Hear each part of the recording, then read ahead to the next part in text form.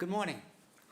I'd like to welcome you to the November 15th, 2022 meeting of the Chatham Historical Commission. I'm Frank Messina, and we have some comments before we actually start the meeting.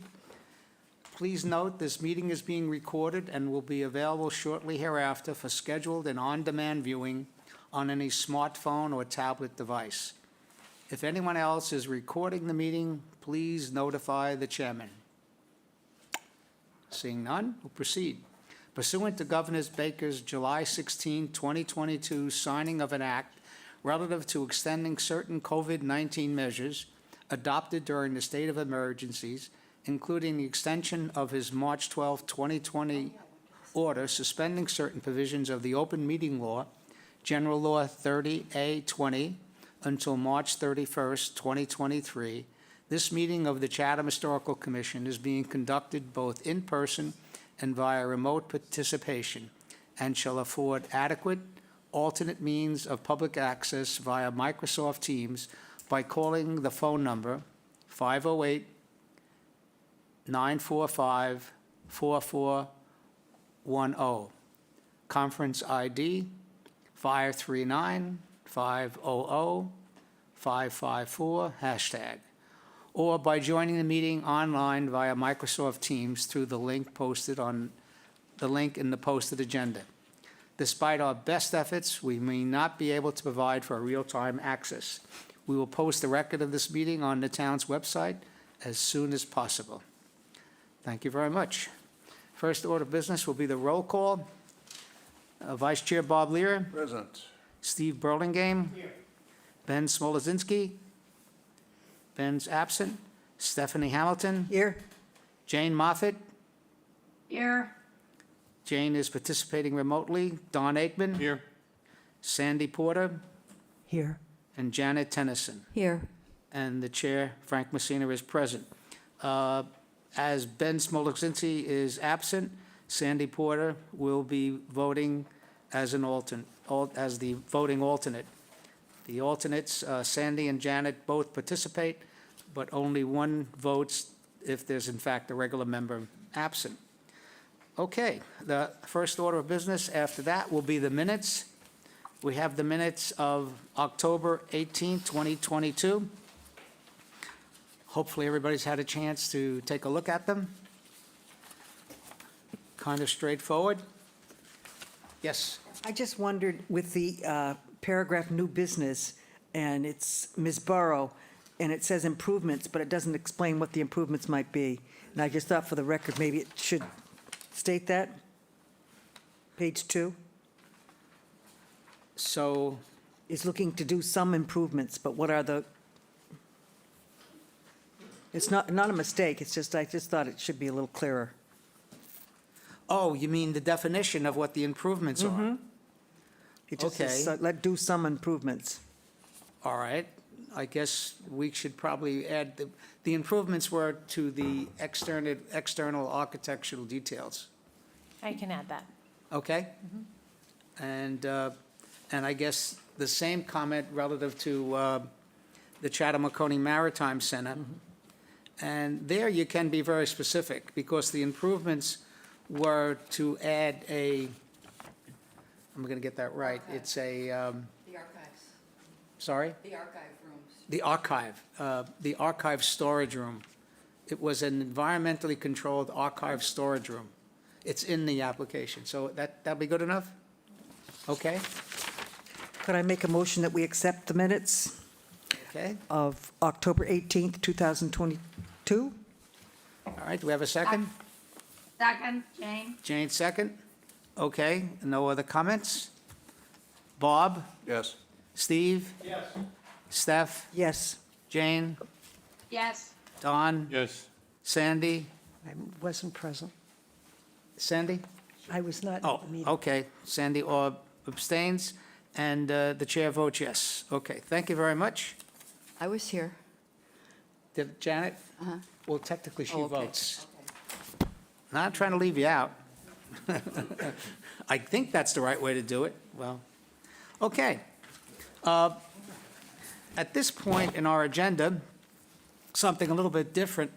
The Chatham Historical Commission, for many years, had been attempting to create additional National Register districts in town.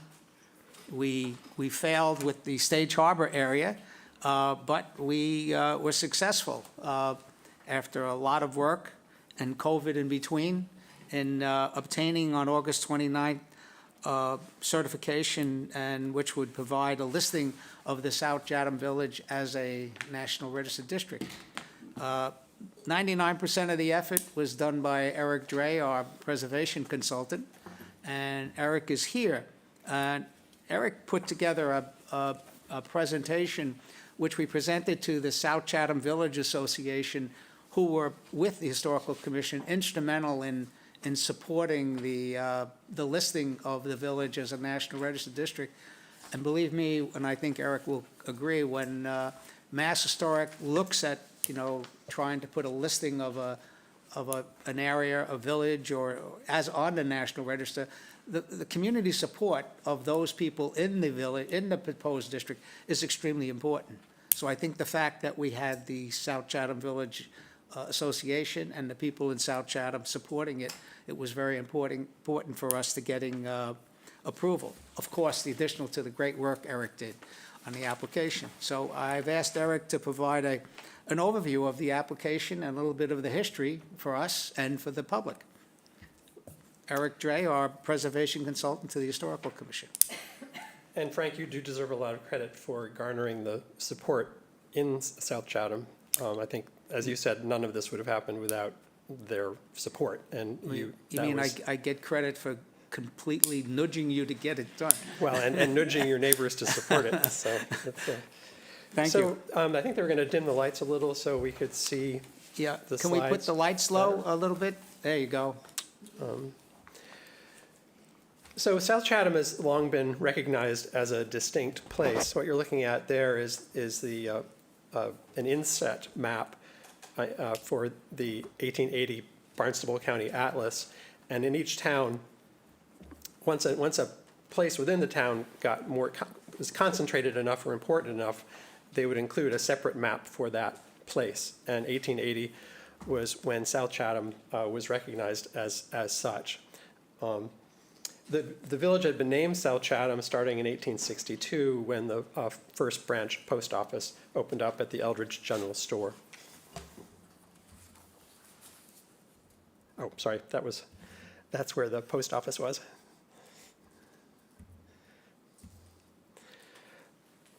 So South Chatham has also long been recognized by historic preservationists as a place that is worthy of documentation. What you're looking at there is the cover sheet for the 1991 so-called area form, which is a form of documentation that we do. We do individual building forms, but we also do area forms for places that are clearly a distinct place for which there's a common story to be told. And so one was done back in 1991 for South Chatham. And at that time, South Chatham was deemed, once you do an area form, one of the steps, if the consultant thinks it's worthy of being on the National Register, you ask Mass Historical Commission staff to issue a concurring opinion or an eligibility opinion. And they did issue such an opinion back in 1991. But the requirements and standards for area forms have changed a lot since then. And so it was recognized if we were going to move forward today that we needed to redo the area form. And so that was the step one that I did when you see the cover sheet on the right for the new area form that was completed in 2017. And then once again, we asked Mass Historical Commission if they would issue an eligibility opinion for its National Register eligibility. And that is what, in fact, they did, which gave us the green light to proceed with preparing the National Register nomination itself.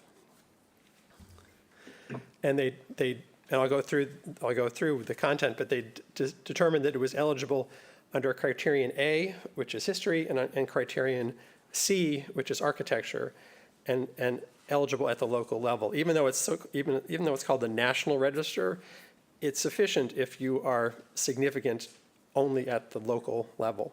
And this village within Chatham was deemed significant enough within the greater Chatham to warrant being on the National Register.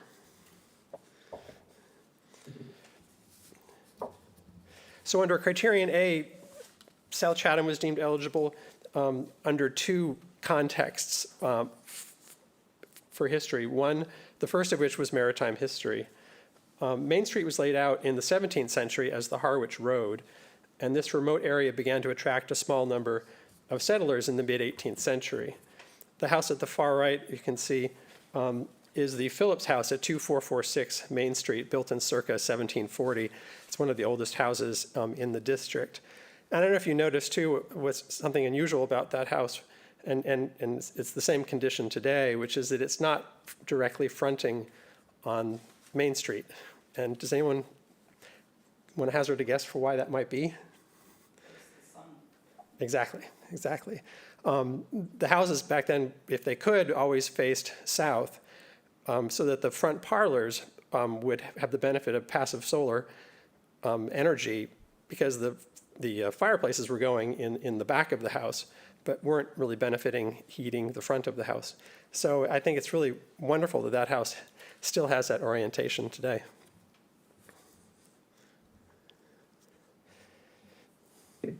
And I love this. This is a great photo from circa 1940, which showing the relationship of South Chatham to the bay.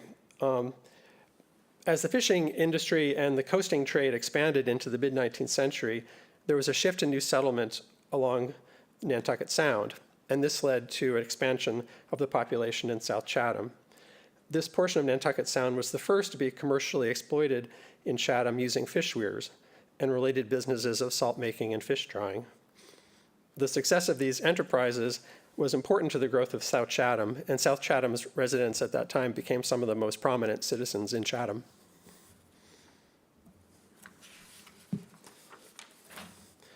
And as a result of that maritime success, by the mid-19th century, the number of buildings in South Chatham Village had increased dramatically, with a dense pattern along Main Street, as well as portions of Pleasant Street and Forest Beach Road.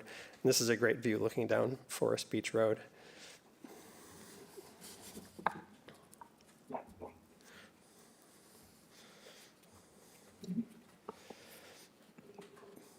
As census records attest, at the time, the great majority of South Chatham's working men were connected to the sea. It's sort of remarkable if you look at the 1860 or 1850 census records. Almost everybody was working in some maritime-related activity. And there are a small number of families owned large landholdings in and around South Chatham Village. Prominent names included Baker, Bierce, and Nickerson, but by far the most prevalent name was Eldridge. And in addition to maritime history, South Chatham was deemed eligible for the National Register under the context of entertainment or recreation. In this case, the emergence of the seasonal tourism economy. Following the Civil War, fishing declined throughout Cape Cod, due in part to overfishing. I know we talk about overfishing today, but that also was an issue in the late 19th century. Between 1860 and 1890, Cape Cod lost a third of its population. Many young families moved to urban areas for new industrial jobs. I've done some research in the same time period in Truro, for example, and in many cases, there are a lot of houses there that were just abandoned, that were just left empty until they were bought by summer people. So the decline in maritime activity, as I said, was supplanted or replaced by the new seasonal tourism economy. And that was enhanced in Chatham by the arrival of the Chatham Branch Railroad, which opened in 1887, extending a spur of the Harwich line into Chatham Center, which included a depot no longer surviving in South Chatham, and that's on the upper left. You can see that's a picture of that depot. Modest bungalows, capes, and cottages began to be nestled in among the older houses as a local population count slowly began to climb again. Additional institutional resources were also built, including a village hall and the First Bethel Church. The transition to a resort seasonal economy and local population growth continued into the mid-20th century, spurred by the advent of the automobile and improved roadways. modest cottages, some for seasonal use, continued to be built. A few dwellings along Main Street were adaptively reused for restaurants, shops, and inns. A prominent example of residential conversion is the conversion of the circa 1850 Eldridge Harding House at 2661 Main Street. Following World War I, it was bought by Adam and Ethel Schweitzer of Ridgefield Park, New Jersey, and they operated it as the Harding House Hotel and added the 2 seasonal motel buildings behind the house in 1950, which you can sort of see in the back right of that upper photo. Another example is the circa 1850 Levi Eldridge Jr. house at 2597, the bottom right. Eldridge Jr. was one of South Chatham's most prominent citizens. In 1950, his great-grandson Cyrus Baker bought the property from other family members and converted it into a hardware store.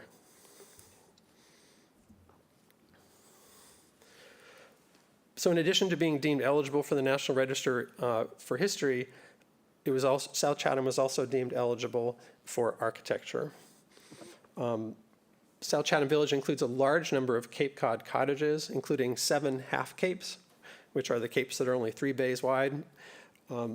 They actually, with the 7 half capes in South Chatham, they represent 1/3 of all the half capes built in Chatham from the 18th into the early 20th century.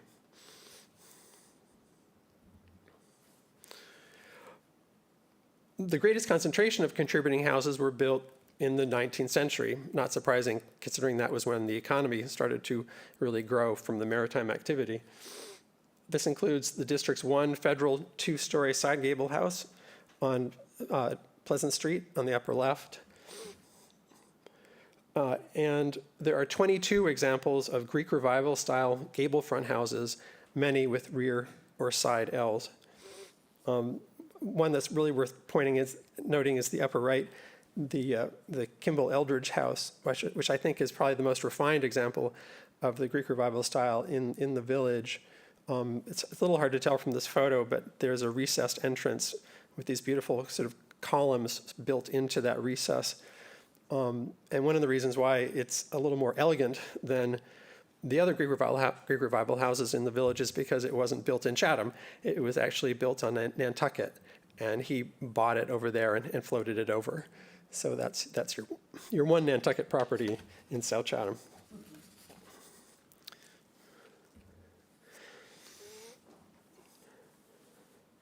So the Greek Revival style was popular from around circa 1820 to 1860. And then sort of like the Romantic movement in music and in other fields of art, the Romantic movement also affected architecture. And the way that it affected it was to sort of try to create more picturesque or quote-unquote romantic architectural styles that would move away from the sort of formalism of Greek Revival architecture. And we have some examples of that in South Chatham Village. The upper left house is an example of the Gothic Revival style. And one of the main, it's a very modest example of Gothic Revival, but nonetheless, it is very much an example. The Gothic Revival style, because of its ecclesiastic sort of relationship, it was always about verticality, pointing to the sky. And so the gables, the dormers, are much steeper than you would normally see on an early house. And so that's an example of a very sort of steep, centered gable on the front elevation. And that garage is a rebuilt garage. It's not, but they did kind of redo that pointed gable there as well. Another style is the Italianate style, which was intended to sort of evoke the Italian Tuscan villas, that kind of romantic, gauzy, Tuscan setting. And they in the United States and in Massachusetts, that often was expressed modestly, but they would take the gable front form, which you see in the lower left and upper right. It could be a Greek Revival house in its form with that same temple front form, but they added more ornament to it. They kind of fruited it up. And so here, one of the common features you would see that you can always say it's an Italianate house if you see paired brackets in the cornice. So you can see all along the top of the cornice of those paired brackets. That's one of the most character-defining features of the Italianate style. And the other is in the door hood, which you can see there's some carved brackets supporting the hood over that front door. And then there's a few examples of the Queen Anne style. And the Queen Anne style was popular from circa 1880 to 1910. And it was a style where they used different building forms, roof shapes and turrets, and also different materials on the surface of the building to sort of enliven it, to make it more quote unquote picturesque. And that's an example on the lower right. It's a little hard to tell again, but the slope of the roof on the left side goes down farther than on the right. And there's some belt courses across the front elevation dividing that house into sort of parts, and there's different siding materials, different like pattern shingles used in different ways. So again, it's sort of taking that austere Greek Revival house and kind of playing around with the form and playing around with the materials.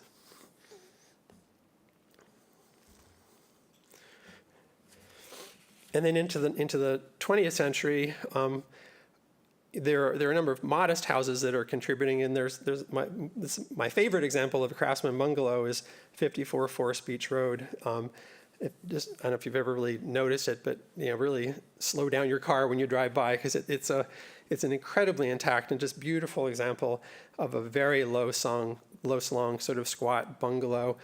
All its windows are intact. All its exterior wood storm windows are intact. It's just a terrific house. And then another charming example of a bungalow on the right. But what people probably don't know is, among all the other houses, is what I consider to be, and I've documented a ton of mid-century modern houses at this point, because they really are now the new wave of what's being sort of documented and preserved, or modern houses, so-called.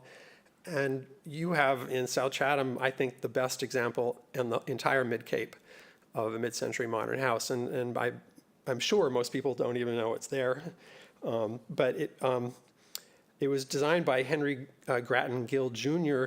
for his parents, and Gill had actually apprenticed with Frank Lloyd Wright, and he was inspired by Wright's Usonian principles, which was the house form that Wright developed for more sort of modest houses. I mean, they're still expensive and pretty, fancy houses, but they're a more modest example of his notion of the Prairie School of architecture. So I think it was really terrific that we were able to include this house in the district.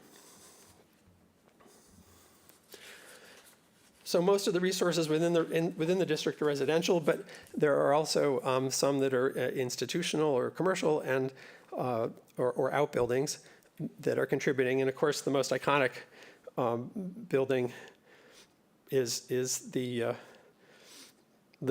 Eldridge Store, 1839. It is the oldest purpose-built surviving store in Chatham. So it's an incredibly important building. And I think we're really lucky that it's hung in there.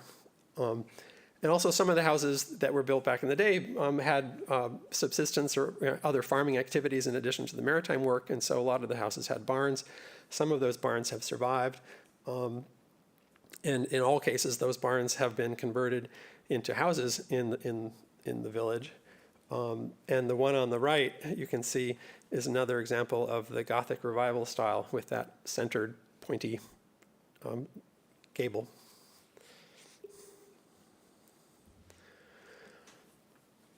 And there are some institutional and commercial resources. The upper left is the former South Chatham School. Again, that's an example of the Queen Anne style again, where you can see it's sort of unusual roof forms and clipped gables and some different siding materials being used. And then there's the Gothic Revival Bethel Church in the upper right. And in front of that on the same parcel is the Colonial Revival South Chatham Library. And there's also just a modest example of the Colonial Revival style used for the Chatham Fire Station. And in addition to the buildings in the district, there is one contributing site, and that's the Bethel Cemetery, which has the earliest death date of 1834. So I wanted to talk a little bit about the process of the National Register itself. And the first and most important decision to make is what the boundary is going to be. And so I wanted to go back to that 1880 map. And then the next time that they did this was 1910.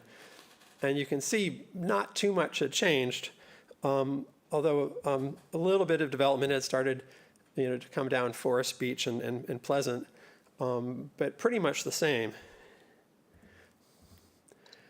And here's a really wonderful aerial photo from 1938, which sort of shows, very similarly, you look at that map and then you go to 1938, and again, not much has changed. There was some infill, of those bungalows that, I had talked about, but the massive sort of development heading down to the beach really hadn't started yet. It was just very much still a distinct, pretty isolated place. And so that became the basis for the decision on the boundary. That essential, it's basically the same thing. The only change that we made in the boundary, originally we had extended it out to Cockle Cove Road because of the 1830 Bassett House at 26 Cockle Cove. We wanted to include that in the district, but that unfortunately was demolished. And so the boundary was pulled to the intersection with 137, which in some ways is a really good entry point. You really have a sense of entry into South Chatham, I think, when you come to that intersection. So I think it does work well. And I hope there are plans to do some signage that people are entering a National Register district. So this is part of the nomination form. This is where you indicate where it's significant. As I said, A is history, C is architecture. There's the three contexts that I talked about: maritime history, entertainment, recreation, and architecture. And the period of significance, and that's the period, all the buildings within that period of significance are considered contributing. And typically, it starts obviously with the oldest documented resource and usually ends 50 years ago, because under National Register and National Park Service kind of criteria, nothing can be considered for the National Register until it has reached the age of 50. It's considered that there's enough distance from that to be able to start to look at that critically and objectively as a point in time. And so that's why 1971 was the cutoff for this district. And so there are 117 contributing buildings, 5 pre-1800, and as I said, the bulk of the development happened in the 19th century. Some infill in the early 20th century that continued to a degree. And then there's a total of 31 non-contributing buildings.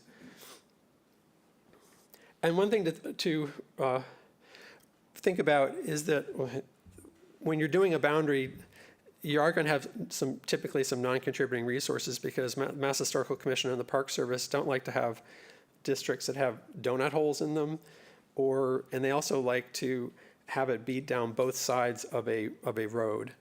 And so, of necessity, you're going to capture sometimes some vacant parcels, or there are going to be some back lots that get pulled in to sort of create the kind of context that they're looking for. So in this case, we ended up with 31, which is a pretty small number. And so we extensively wrote up the history of the village, including some figures. And I include this because on the bottom right, do you know what that is now? Does anyone recognize the? Yes, it is. And then the district includes a data sheet, which might be of the most interest to residents as well, to see where their house falls. But on that data sheet, I talked about in that prior slide contributing versus non-contributing resources. You create a data sheet and you identify for every building whether it's contributing or not.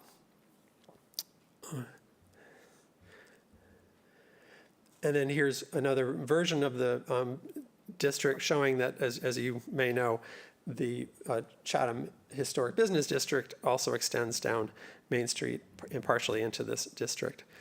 And so there is some overlap. And so even though there is some potential referral or review because of the Cape Cod Commission, that portion of the National Register District in South Chatham that falls within the boundaries of the business district is exempt from Cape Cod Commission review because there is that local review in place already. And then here's another version of the boundary. And again, this is showing the non-contributing versus contributing. The non-contributing are the bright green. So again, not very many. I mean, that just shows you how many resources there are that are contributing to the story of South Chatham.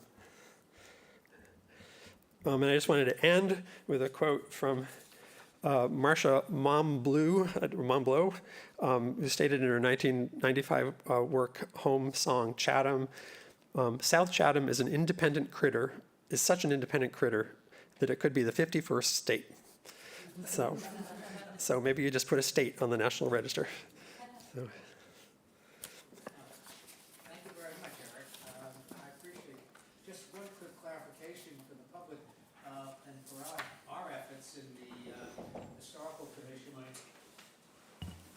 Thank you. Thank you very much, Eric. I really appreciate the presentation. And one quick clarification, Eric mentioned, he showed the HBDC, the overlay. So part of our National Register District is overlaid to the existing historic district. And in terms of review, and if there is some issue changes, the HBDC has priority.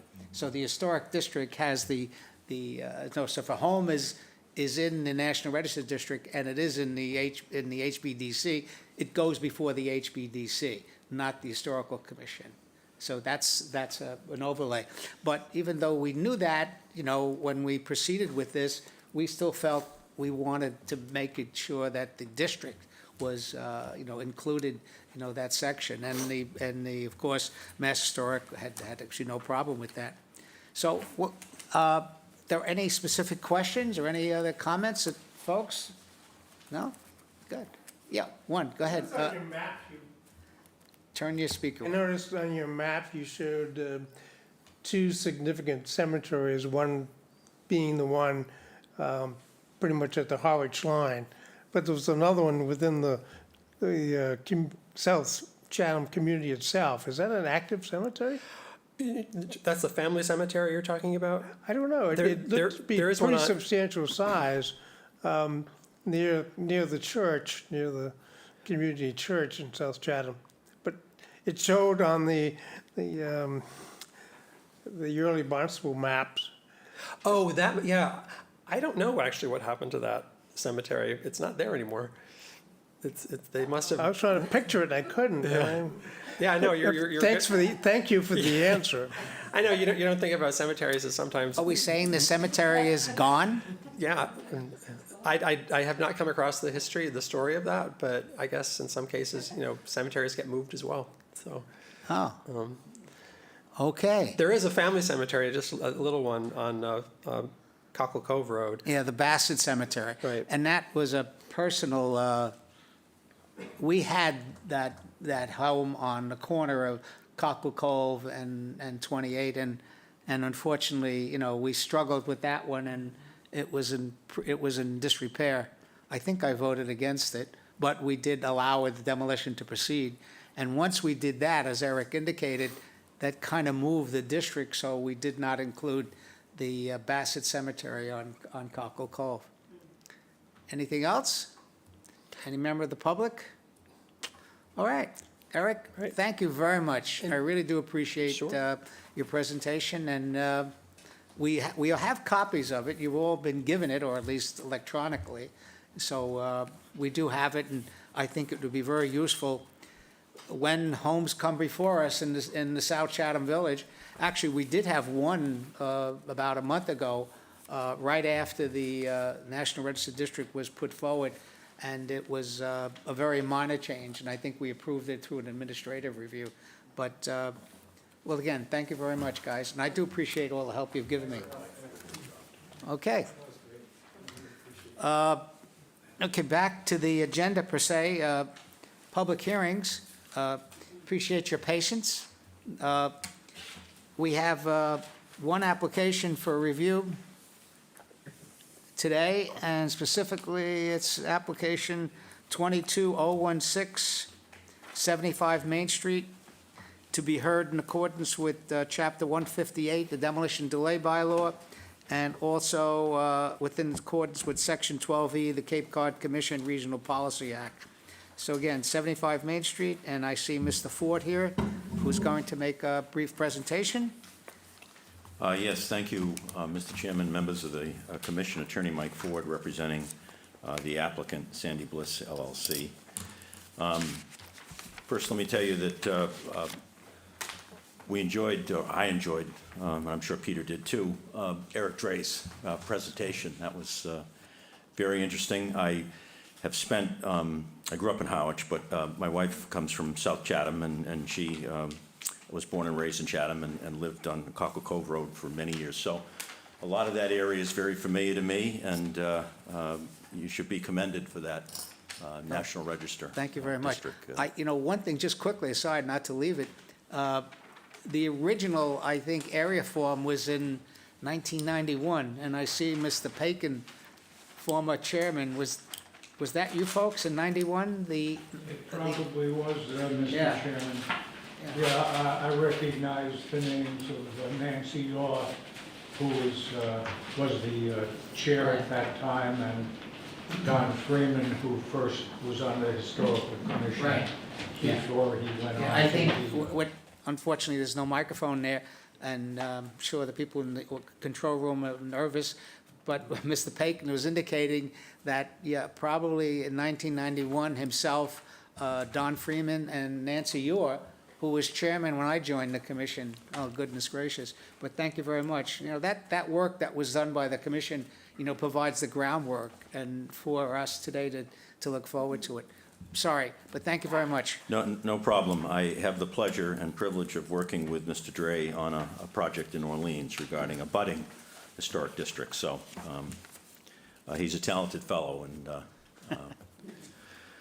so particularly in regards to that. So focusing on 75 Main Street, and this is a property that has three structures on it, three dwellings, and was condominiumized in the late 1990s. And we're here, Peter and I, Peter Polhemus of Polhemus Avery de Silva Architects, we're here on behalf of Unit 2, which is the middle structure and I believe the oldest of the structures on this particular site. You were mentioning Don Freeman and Nancy Yaw. This particular property, I believe, has 2 Form Bs. At least that's what our research showed. And the earlier one filed back in 1986, that goes way back, was by Ann J. Rogers of the Historic Commission. And then there was a follow-up Form B on this property. And that one was prepared by Nancy Yaw and Don Freeman, the same individuals that you and Mr. Pakin were just talking about, along with Candace Jenkins, who was on a lot of the Form Bs then as well. The initial Form B had this structure age 1920. I think the second Form B that Nancy Yaw and Don Freeman had is more accurate as to the original portion of the house, 1796, in terms of its true age. So for all of those reasons, it qualifies both under Chapter 158, and since this is another National Register district in your community, the question of whether what is being proposed, whether it's a substantial alteration within the meaning of the Cape Cod Commission Act, is also the question that's before you today. So with that, Mr. Chairman, I'm going to turn it over to Mr. Polhemus and have him briefly walk through what is proposed, and then look forward to a discussion with the Commission regarding the substantial alteration question that's pending before you. Thank you. Mr. Polhemus. Hi, Peter Polhemus. PSD. And I just wanted to pick up on what Michael said. I really enjoyed that presentation. I'm glad that I happened to be here. Yeah. It was really well done. And as an architect, the things that Eric pointed out, I mean, I know those buildings, but I hadn't thought of it as much as he has. So it was really, really fascinating. The other thing is, he mentioned the mid-century modern building, the Grattan Gill. I knew Grattan Gill and spent some time in that building, so Oh, it was really? really nice to see that. Yeah, he was a really interesting guy. It's hidden. You have to find that building. I mean, it's, Yeah, no, I wouldn't have found it. Yeah. The other thing is, the Eldridge General Store is one of my favorite kind of quirky buildings anywhere. And Yeah. it was, it was, anyway, that was well, great. that's the purpose, quick aside, to get the word out to the community. And it's not just South Chatham. We have so many beautiful communities, but, that to let the public know it exists. And, these are treasures that we're trying to help preserve. There's got to be Well- changes, we know that, but Yeah. still, Well, just to I- acknowledge what's going on. Commend you and everyone who got involved, because that was awesome. Thank you. I didn't expect it, but it's Yeah. great, thank And I know you. when Eric did a question to all of you as to what one particular building was in yellow, and Yeah. you answered Pisces. When I was growing up, that was Chatham Village Store. Chatham what? Village Store, run by the Really? Clearys, right. Had a Wow. counter with stools that you sat on, and full village store in there for many years. Right. So, There's also the Egg and I. Egg and I, yeah. We're aging ourselves. We are, sorry about that, Peter. So anyway, let's see, Christina, can you go back? Or is this?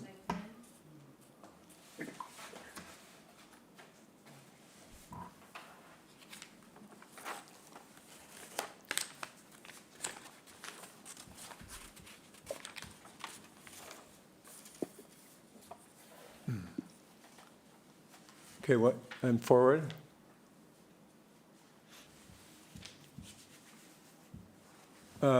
Next slide. That's all I have for a site plan. Okay. Yeah, in terms of a site plan, Yeah, we it's just not the mentioned, site- we're Unit 2 in the middle on that. Right. And that is the condominium site plan that was prepared in the late 90s. You're looking for Can I control the this? front of the building? Yes. Well, I'm looking at, there's a plan that shows the building, and it shows Christina? the portion that's being removed. Okay. Unfortunately, there's no numbers. Yeah, well, it was in order, I It's the, think. I think it's the, well, when you get to the plans, Hold on. it's the third sheet in. There you go. Is that the- I think that's it. Okay, well, we can start with that. Basically, this is the south elevation. It's the elevation that you see from the street. And, it's interesting because picking up on what Eric was saying about that, the one building that he showed in South Chatham that was somewhat skewed so that it got the southern light. Well, this actually, the main elevation faces south. Didn't have to get skewed to do that. But anyway, our clients, we're very excited to work with because they want to make this a house for themselves, but do it right, understanding the historic aspect of the house. This is what you see from the street. It's set back, but it is a premier elevation. And our intent in the design was to preserve this. We're going to be raising the building because, like many of the buildings of this age, the foundation is in very poor condition. And then what we're going to be doing right now, the front of the building, which was most likely the original, and the right addition had a brick foundation, but there was the foundation on the left was poured concrete. It'll all be brick as was the original when it's redone. In addition to that, the roof is now asphalt shingle, and it will be red cedar shingle. And the rest of the house will be restored. The part that we are, if you go to the next slide. Excuse me, Peter. Yeah. you're going to raise the building but you're not going to raise the height. No, no, no. The building will be raised up, the existing rubble removed, new foundation with a brick as it was in the original. Okay, and you're raising it for what purpose? Well, new foundation, also a lot of the joists, the lower joists are rotted. So Okay. there'll be, those, as typically happens on a building at this age, Okay, in so, order for it to last another 100 years or 200 right. years. but the height will be the same when you're done? Same, yes. Thank And you, the front thank will you. be the same, there's no changes. This shows the area that we're proposing to remove, the two additions in the back, and also the rear dormer. And significantly, I think this is not visible from the street. And really to see it, you kind of have to go on one of the driveways that winds back through there.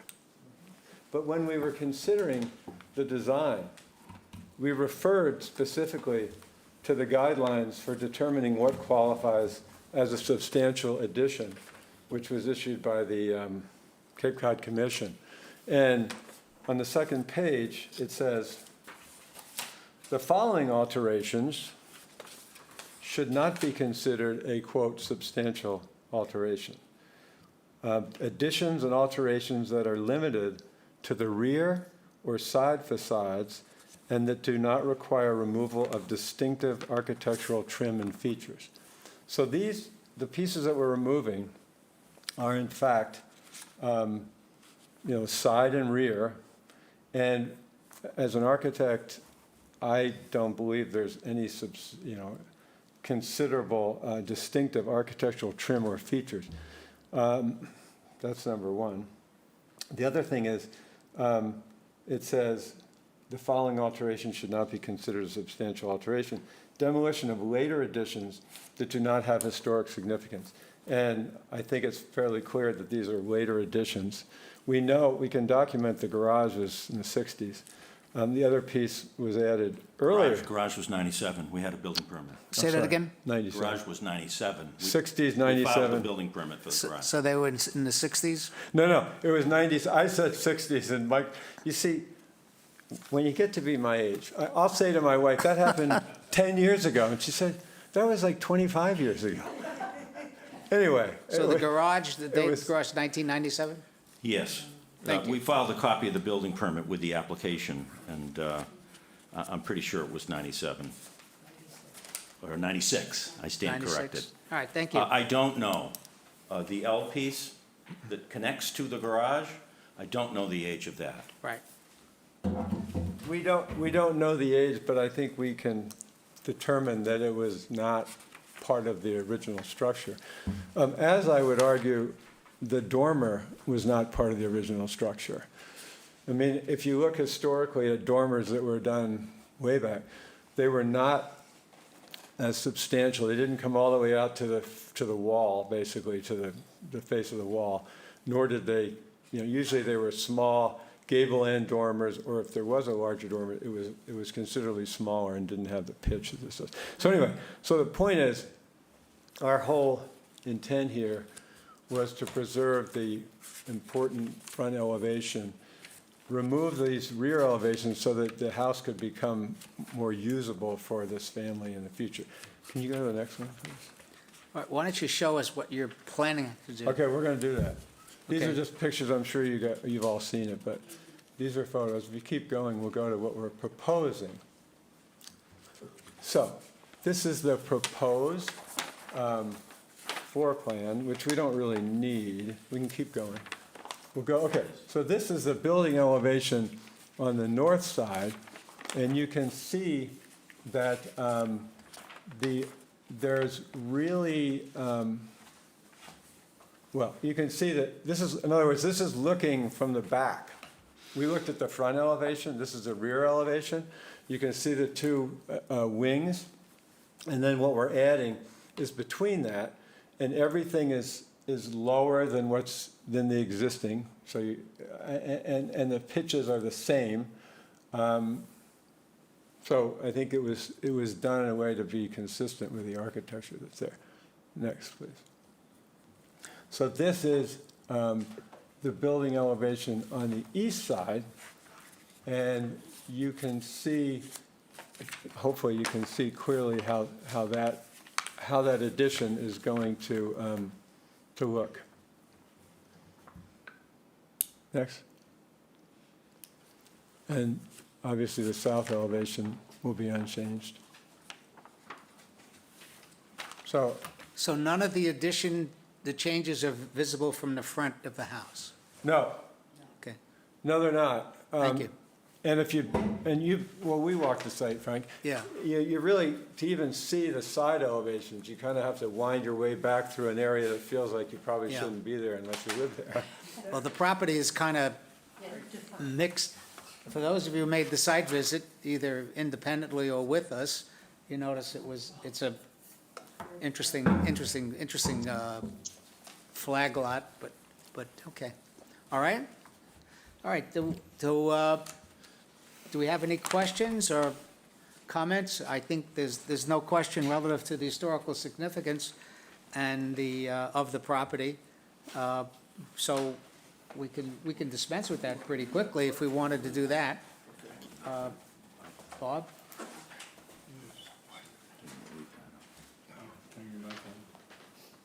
I can't move it, though. Okay, I move that the Chatham Historical Commission finds that the building located at, I guess it's Unit 2, 75 Main Street, is historically significant because it is in whole or in part 75 years old or more. It's listed within an area of a state register of or National Register of Historic Places, and it's also associated with some historical events in the cultural economic history of the town, and possesses architectural value and significance of its period style. That's it. I'll second that. Steph, thank you very much. Any discussion relative to historical significance? Nope. Okay, we'll do a quick roll call. Bob? Yes. Steve? Yes. Steph? Yes. Jane? Yes. Don? Yes. Sandy? Yes. And the chair votes yes. Okay, putting that aside, I guess the question is, anybody have any questions relative to the application and what they're proposing? I have a couple of questions, Frank. Okay. And one comment first. Peter, it's usually helpful if the pages are numbered in some way.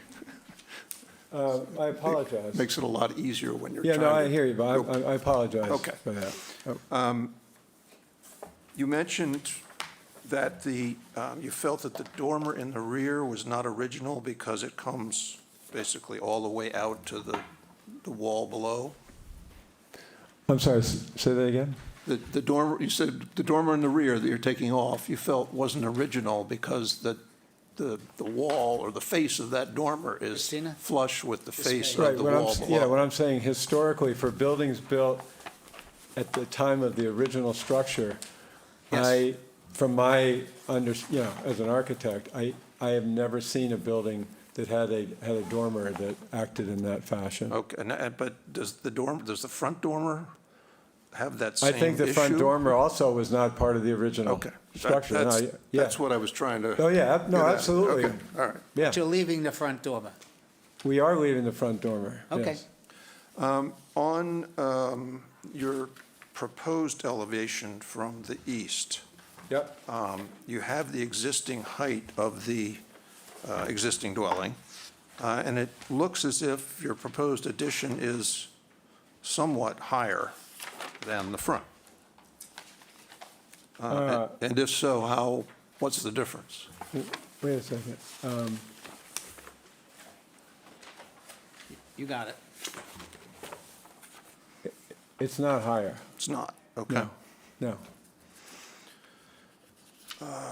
Oh, and just trying to compare the height of the addition, comparing it to what's there now. Do you have the height of the existing garage? You're showing 18 feet 7 for your proposal of what I guess is the garage roof, but Yeah, I don't believe we have the, let me just Does the existing have it on it? I don't, I don't believe the existing has its height. Are you But let talking me- this structure? Let me check. Yes. Okay. We're talking, well, it would be this drawing. Yeah, Christine. it's not shown. Okay, I just wondered if, I mean, I can see it on your rendering. It would help if I had the comparable number, that's all.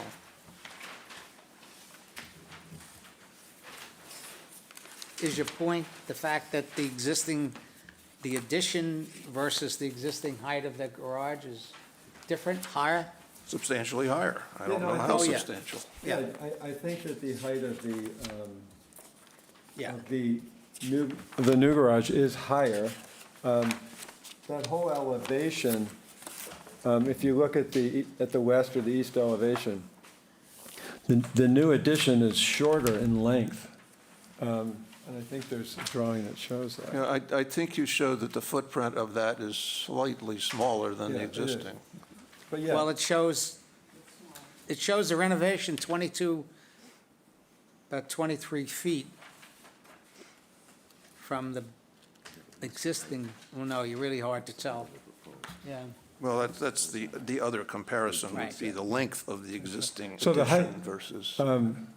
In answer to your question about the proposed garage, the height of it is 18 feet and 7 inches. Which is higher, Bob, obviously, than the Yeah, existing. it's higher No, than the I road. sort of can eyeball that. I'm Yeah. just, again, trying to get an objective kind of Yeah, feeling for it. it's higher. And one other thing in that regard, and now I've lost it. Well, it relates to that. Question 25 on the application says proposed change in structure height, and it says not applicable. Seems to me it is applicable. Wait, what was that again? Could you repeat that? He's looking. Item the- 25 of the application, The On second page of the second application. page of the application. Proposed change in height. What Bob is referring to is the question or the comment is proposed change in height and structure if applicable, and you put NA. And what Bob is saying, well, that's not true. Yeah, no, I The think main we, structure, obviously is the same height, but the additions are taller than what's there now. Right. That's his point. right. That's my point. I think the reason we put not applicable is everything is either at the same height or lower than what's there, and that the actual function of what's added is going to be slightly different. This is a one-car garage, for instance. So, I apologize if that was misleading, but that was the intent. But he does say in the previous one that somebody did an analysis that there's 4.2% decrease in the footprint. Right, no, that's what I was Yeah. referring to. Right. The overall footprint. Correct. What I'm trying to get at is that just looking at your proposal, that sort of relative mass of the addition is kind of competing with the existing old house as opposed to the lower level addition out the back, and that's what I find a little bit worrisome, if you will. So, that answers my questions, I believe. Thank you, Peter. Yep. Anybody else Welcome. have any other questions? Or comments? Frank? Yes, Don. Jane? 1 second, Jane. I recognize Don first. Peter, you refer to the front of the building as being facing the street. There's really just a lane there. It's a private lane. There's no street, but it doesn't, the side of the house is facing the lane. And this is the back of the house that faces Water Street. And in my opinion, it totally changes the look of the house, because you've got now a shed dormer that is being replaced with gable end addition that comes out from the main house. And I find that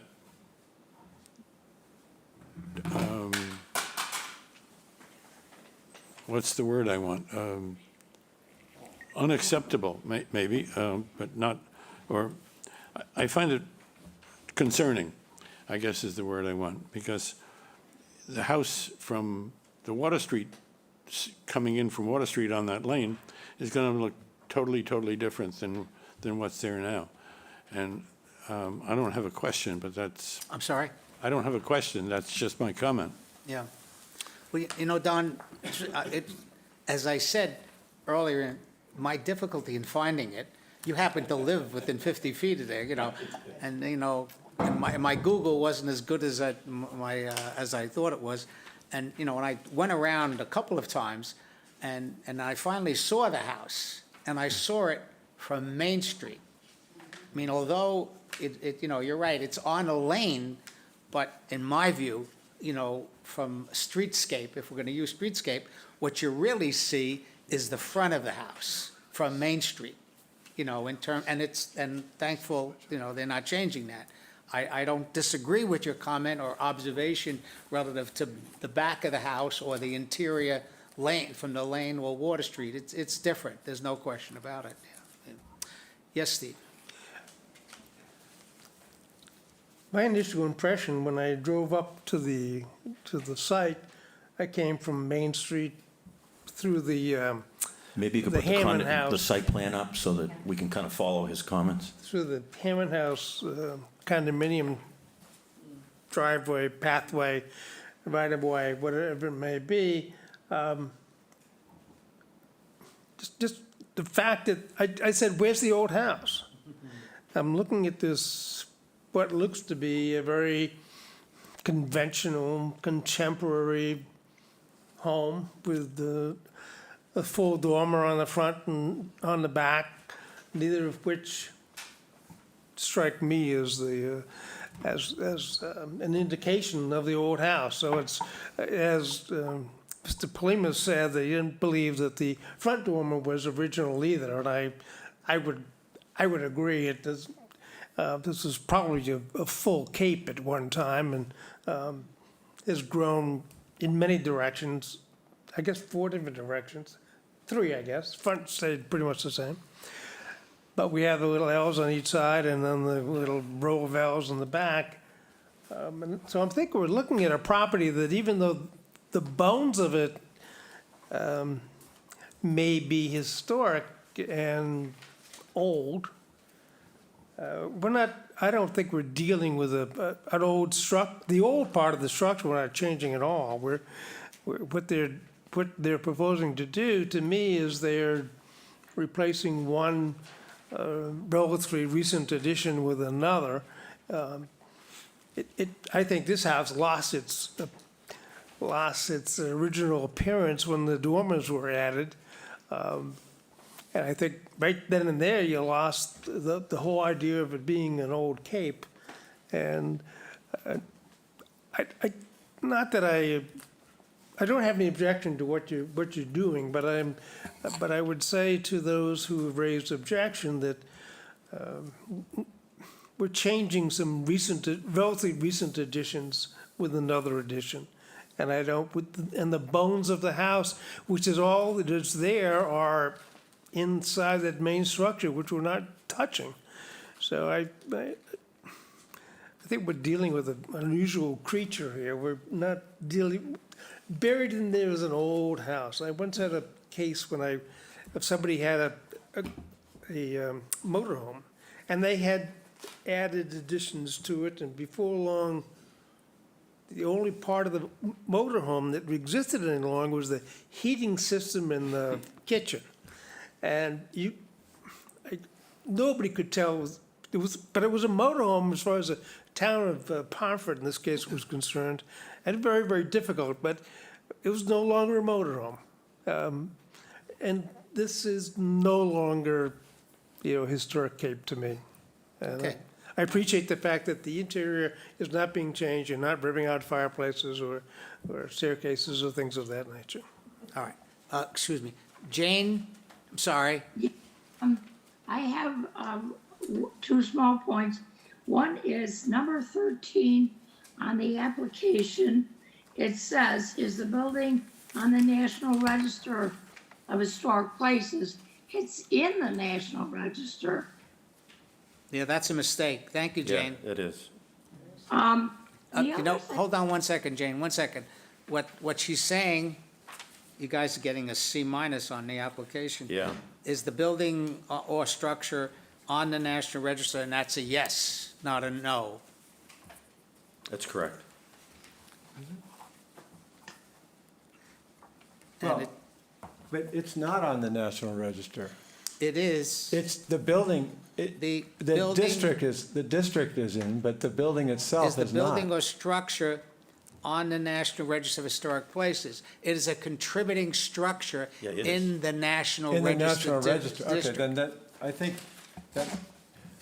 that may be worded a little differently, because Yeah. as you know, a building that's on the Well, National Register has You have very. an excellent point, and we are in the So I process. apologize, but. No, the- no, don't apologize. Yeah. It's not worded the way it should be. Yeah. And we're in the process of, I'm looking at Christina, of updating our application. Trust me. Right. It's not the only thing that over time, well, wait a second, that question is not good. So, Jane, I appreciate your comment, and I think what Peter is saying, and also Mr. Ford, you can interpret that comment either way, so, but I think we understand. good And I don't point, think there good was point.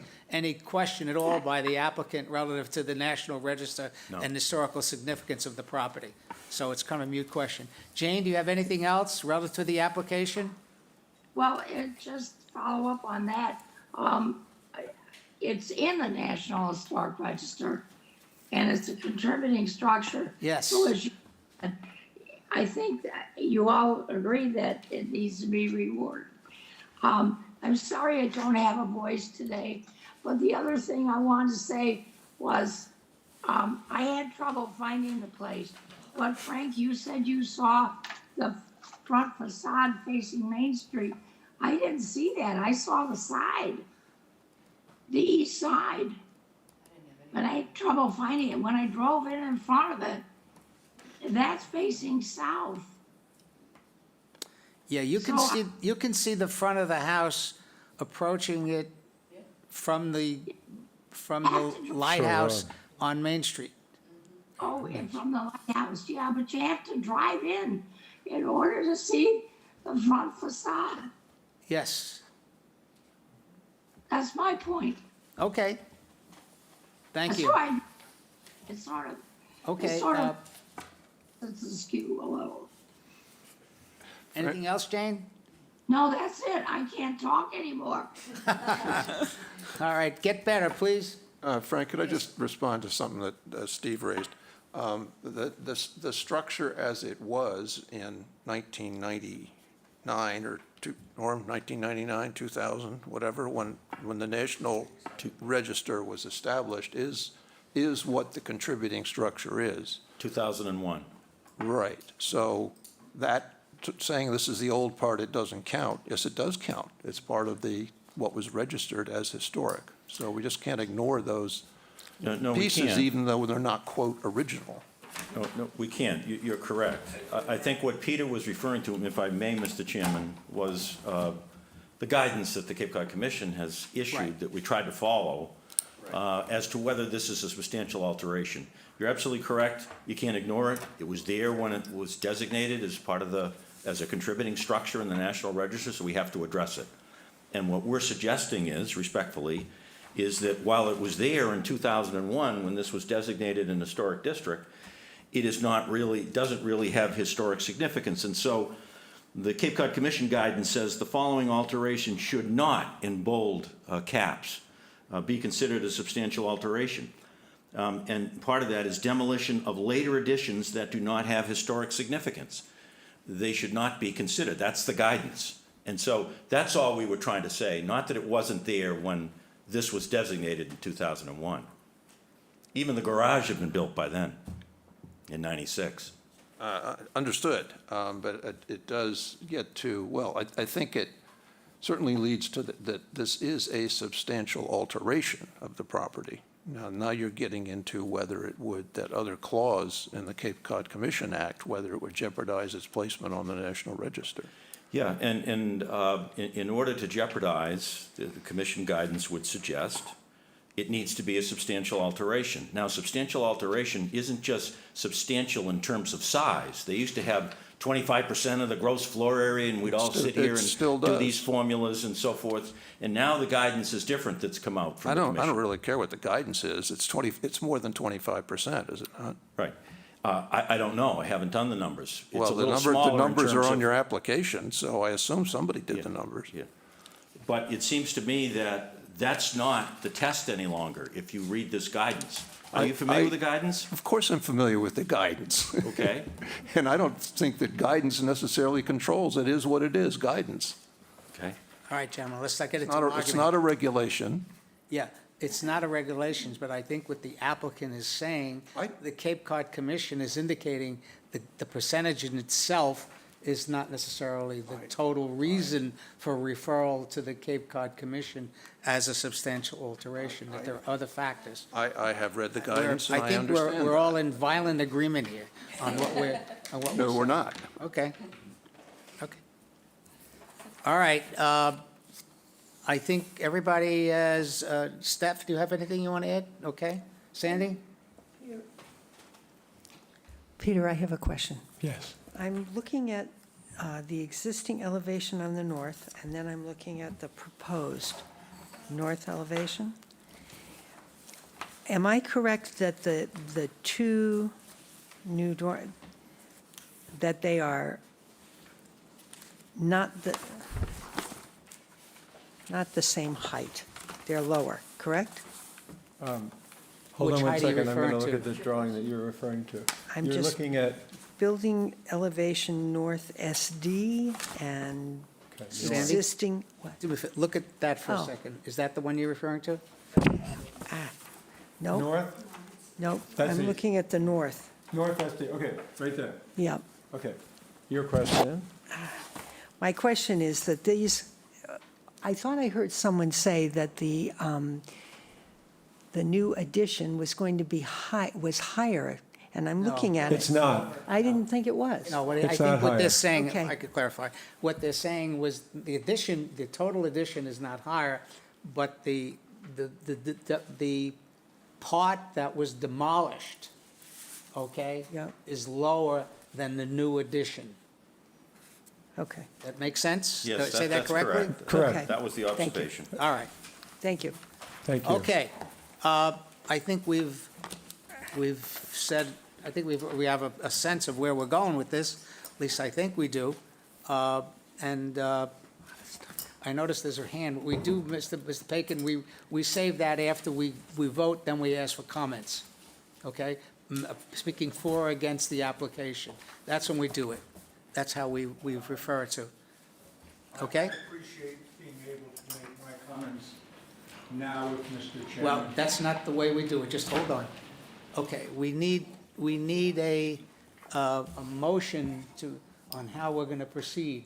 Does anybody wish to make a motion? We have two motions that are necessary. First of all, the demolition delay, whether or not we're gonna oppose the demolition delay, and B, whether or not we're gonna refer it to the Cape Cod Commission. So we can do it that way. Maybe I'm wrong. Where do we, Don, do we normally ask for comments before we vote? Okay, I'm sorry. Norm, I apologize. It's not a good day. Mr. Chairman, it would make sense, I think, if you take public comment now. Yes, I'm sorry. I apologize. I was thinking of something else. Any member of the public wish to speak for the, against the application? Yeah, thank you. Yeah, I'm sorry. Shouldn't we vote on Can we use this one, whether Norm? it's a substantial alteration? No, he wants us to talk first. Yes, Before we vote on on the 158. Yes, yeah. Do you hear my phone ringing? No. Okay, it's in my ears. Okay. Yes, please introduce yourself. Good morning, Mr. Chairman, members of the Chatham Historical Commission. My name's Norman Paikin. My wife and I live at 14 Sunset Lane in the Old Village since 1987, full-time. And for the record, we were both instrumental in helping to form the Old Village Association itself, the Neighborhood Association, and in going forward with a 3-year-plus project to place the old village on the National Register of Historic Places, which it was in 2001. I think it's very important that I try, with your assistance, to clarify where we are now with this particular application. And I'm looking at the applicant's submission. And I think that the most important thing here to keep in mind is that this entire structure, not the old portion, not the garage, not the connector, is all one contributing structure in the National Register of Historic Places. If you go back to the Form B and you go back to the most recent digitalization which was done with respect to this structure, it is not separable. Now, what does that mean? It means that when this was placed before the Massachusetts Historical Commission and the National Park Service, the two government organizations that approve the application, there was no separability here.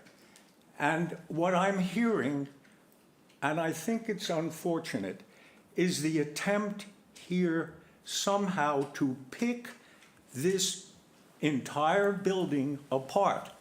Now, it could have been done. The applicant, at that time, both organizations could have reviewed this and said one portion is non-contributory because it was built too late. Keep in mind, we don't know precisely when the garage and the connector were actually built. We might know closer about the garage, but the connector, the applicant has said, we really don't know quite when that was built, nor do we know when each of the dormers was put on. And so it makes a lot of sense that this entire structure is one contributing structure. And that means, and I believe Mr. Lear effectively said this, that when you look at the application, and I know it wasn't intentional, but I think the application is somewhat misleading because this is a contributing structure in a National Register district. As such, I believe this matter should be forwarded to the Cape Cod Commission for their full review with public hearing, and not simply, as perhaps has been done in the past with respect to contributing or non-contributing structures here, that the Historical Commission decides to hold on to the matter and try to find ways in which to reach compromises which essentially often are encouraged by the Cape Cod Commission Act. But I don't think in this particular application. Now, keep in mind also, this building can be approached in two ways. One is from Main Street itself, where you have to go through a very narrow, relatively unmarked street, and you turn the corner, and you come to this building, which, in my personal judgment, is a full-size old Cape, and it left with a huge piece of land intact in front of it. On the other hand, if you come in through Water Street, that goes through a shared driveway to the back of the structure where the garage and the connecting portions are. And so that's my first essential comment. I think that either the application should be re-prepared and a clear and concise application should be before this commission before you go further, or at the very least, the judgment should be that this should be forwarded to the Cape Cod Commission for their review. I have one or two other comments, which I think, again, go to the application. On question 26, it says here, identify distinguishing historical qualities of the structure, landscape, site, and/or setting. And it says, if any are to be altered, explain the steps to be taken to ensure that the integrity of the existing historical structure and/or site are not damaged or substantially altered. And the answer is this, and I think it's not clear. It says, property shows many additions over the years. The original portion of the building and the oldest additions are to be restored. The garage connector addition at rear of the structure is a more recent build and will be removed and replaced. And I believe that really means that the entire contributing structure is going to be affected. The following answer says, the applicant is unaware of any historical sites or sites with high architectural sensitivity either on or adjacent to this site. And the next question is answered, the mass and scale of the new addition is more in keeping with the original portion of the building than the garage and connector being removed. I think when you look at that and you also look at the answer to question 12, you see that there is an enormous amount of square feet of material to be lost here. And I respectfully urge this commission not to in any way approve this application today. I believe, again, it should be forwarded for full review by the Cape Cod Commission. If you have any questions, I'll answer them if I can. Otherwise, thank you. Yes, Mr. Birmingham? Thank you very much. No, I don't have any questions of Mr. Bacon, Thank you. but I do have questions and some comments. First of all, historically, I've only been on the commission for a couple of years, but frequently, we see applications because somebody has got an original cape and it's got a series of L's plus L's plus L's and the garage on the end, and they all, according to what we're saying, is part of the contributing structure, even though they were built just before 2001. And we routinely say, well, not a part of the historic structure, the historic cape, which is the center part of this property, not this one, but any other one.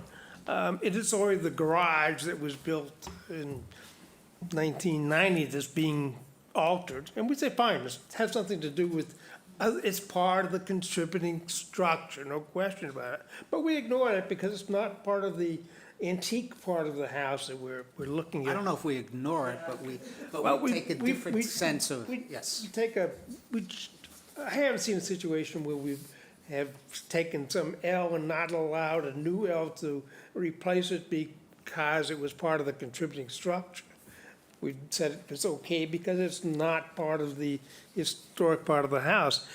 It sounds like from the discussion from Mr. Bacon, whom I respect a great deal, that, I mean, the substantial error was made when the contributing structure portion of the application for the historic district was made. I don't think they should have said that that L was historic. Well, they don't. Or should be part of the contributing structure, portion, a contributing structure within the historic district. They should make the distinction between a new L Yeah. and the old cape, which we think, Steve, we if I think may, was there. you know, the process of, and it's interesting because we had that Eric's presentation relative to, if it's attached, they look at it as a whole. In other words, you know, it's not just, you can't separate it. You know, it's attached to the building, but the question is what's there historic? In other words, is the original building still there? And that's how they look at it. When you put it on a contributing structure, you can't separate, well, the 1/3 of the house is contributing and the rest of it's not contributing. But also interesting in what Attorney Ford read, guidance, regulation, whatever. Cape Cod Commission says, messing around with a relatively recent addition is not of our concern. It's not part of whether it's a major alteration. That's the way they see it, and I think that's the way we should see it, and not limit ourselves to say, well, it was there in 2001, so as a consequence, we have to treat it as if it was built in 1772. Steve, I agree with you. I agree with you, actually, mostly because there's another factor here. What we are considering is, yes, it's not like they're taking down, you know, a 1700 or an 1800, you know, barn, you know, they're not taking that down. But the more important question from my point of view is what they're replacing and what they're changing. Change is part of a fact of life, and we're allowed, buildings, even on a contributing structure to the National Register District, are allowed to change. The question is the change, will the change affect its contribution as potentially a National Register building? And is it consistent with the architecture and the detail of what's there and why it was contributing? In this particular application, I think the answer is yes, but we seem to have a disagreement here. So I get your points, you know, the separation, but you can't, you know, and I don't think it was an error, in my opinion. That's the way it's done to make a building contributing and non-contributing. Sorry, Don, go ahead. Just to point out, there's not just the garage that's coming off, it's the full dormer that's part of the old house. We don't know when the dormer was added. Maybe it was original, maybe it was 10 years after, maybe it was 20 years after.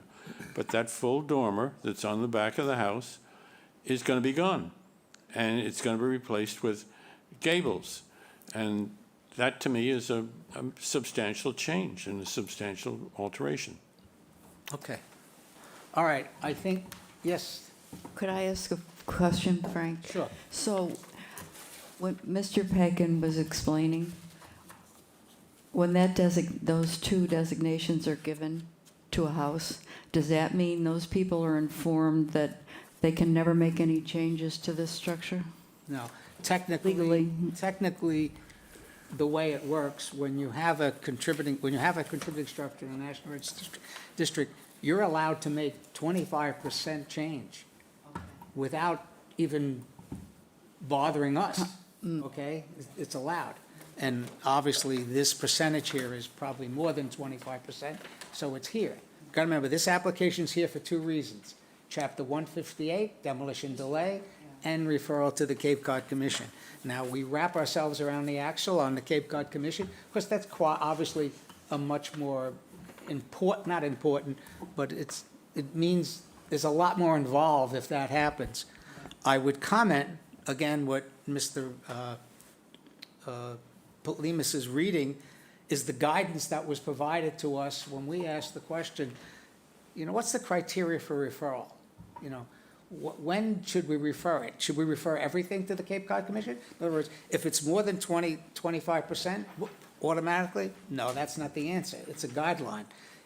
Does the changes affect the historical integrity of the property? In other words, does it allow the property to lose its historical significance? I happen to agree it doesn't, because of the streetscape and everything else. So there are criteria, and it was guidance to us. And I would comment, the last thing is that in writing and in conversation, the Cape Cod Commission really wants us to try and resolve it here. because quite honestly, if it goes to the Cape Cod Commission, it's probably going to get approved very quickly, in my opinion. But that's just an opinion. I'm going back to the application, and you circled on number 23, all the things that would be affected. So this would affect the chimney also? If the chimney's affected, only going to be repointed, or, because it needs to be, But you're not, you can see you're in not the demolishing. elevation, You're not demolishing the chimney, you can though? see in the elevations the chimney's there. Okay, thank You're you. not- Right, the chimney is going to remain. Right, correct. Simple as that. We're very into chimneys on this historical. Understood. I know that. Understood. Well, you know. I listen, get it. If It's a an building, important part of the building. I yeah, agree right, with a you. historic building had a chimney, Yeah, you know. yeah. We know it's not heated anymore, but that's it. All right, I think we've talked this one out. Could I make one comment about Mr. Pakin's comments? Sure, please. Before you take your action? So, as I followed Mr. Pakin, he reasoned that at the time of the designation in 2001, all of this building, including the connector and including the garage and the back dormer, were there. And as a result, there's a presumption that all of that is part of the contributing structure. I don't disagree with that there is that presumption. If you look at National Register Historic Districts, they don't bifurcate a house and say, the front L is contributing and the rest is not. It's either contributing or it isn't. It has enough features to be marked contributing or it doesn't. So there's a presumption that all of it's in. That's why we're here. So it wasn't a mistake. That's what occurs when a building is contributing in the National Register. So now there's this process, and the process says, if you want to change a contributing structure, you've got to go through a review. And the review starts here with this commission under two regulations. One, your 158 demolition delay bylaw. The second is the Historical Commission is designated as the initial reviewer for the determination under the Cape Cod Commission Act of what is a substantial alteration. The 25% rule is simply, if you're removing 25%, you got to come to this commission. If you read it strictly, arguably under 25%, you don't have to, but there can be, in my view, major alterations for less than 25%. And that's why you always come to this commission to get that determination, anytime we're going to monkey around with a contributing structure, which is good. So, we're here and we suggest that what we did when we sat down with the clients was to take the guidance for determining what qualifies as a substantial alteration. And as the design team worked on that, as Mr. Polima said, we looked at all of the things that say you're automatically a substantial alteration, tried to stay away from those, and then we went to those things that should not be considered substantial alteration. And admittedly, this is guidance, but it's guidance that all of us have to live by, that the commission has issued. And additions and alterations that are limited to the rear of the facade and don't require removal of distinctive architectural trim and features. If you went out there, if you put the pictures back up, you'll see there is no original trim here. Particularly, look at the addition. There are pictures of the L, and there's a close-up, I think, of the L area that really show you that there it is. There is no original trim or historic features that are being removed here. And we tried to go through that in the guidance. And so, with respect to the dormer, all of that trim is replaced. That's not original trim. So, when you're saying we're removing something that is a distinctive historical feature, we're not. We're not proposing to do that. And so we use this as a guide, and the architects designed it in accordance with that. And so, when Mr. Pakin says, anytime you're removing anything of the entire structure, it's got to go to the Cape Cod Commission. That's not the case. That's why we have this process. And our burden is to show you why we believe it's not a substantial alteration. You make that decision, obviously. You make it in the first instance. I'd suggest to you that under the guidance, this does not qualify as a substantial alteration. Thank you, Mr. Chairman. Thank you very much. Okay, I think we're going to stop discussion, and, no, we're done, okay? Well, I'd like to have a motion, and I think the motion is whether or not let's do the most difficult one first, which would be referral to the Cape Cod Commission. So either it's and we look to my vice chair to lead us here. So motion either for or against that what the application is put forward is a substantial alteration and should be referred to the Cape Cod Commission or not. Mr. Lear, I respect your position. Well, let's do the first part under the Cape Cod Commission Act, which Yes. is move the commission find that the dwelling located at 75 Main Street is a contributing structure in the National Register Historic District. Okay, get a second for that? Okay, so we're just validating our previous discussion. This is in fact the contributing structure. Okay, we'll take a roll call. Bob? Yes. Steve? Yes. Steph? Yes. Jane? I think we lost Jane. Don? Yes. And Sandy? Yes. And the chair votes yes. Jane? Okay, we're going to assume she's not voting on that particular thing. Excuse me, Frank. Janet should be voting in Jane's absence, I believe. Well, she's still there. Oh, she is, okay. Where is she? She's just choosing not to vote. Can't ignore the fact that she's there. Okay, so that passes. Number 2, Bob? All right, I'm going to go for the referral. Excuse me 1 second. Can you guys try to reconnect the audio with Jane if it's possible? Dallas and/or Mark? Can you do that, or should we try to do it here? I'm sorry, Bob. There's nothing we can do. There's nothing you can do? She's got a microphone muted, so. Thank you very much. I appreciate it. I wasn't sure. All right, why don't you proceed, Bob? I move that the Chatham Historical Commission find the materials presented this date showing that proposed alterations, additions, renovations do constitute a substantial alteration to a contributing structure located in the National Historic Register District, and therefore a referral to the Cape Cod Commission review is necessary. Okay, this is a motion to say we feel this is a substantial authorization, and we should refer the application to the Cape Cod Commission. Do you have a second? Second. Second. All right, so there's a motion, second by Mr. Lear, by Don. Any further discussion?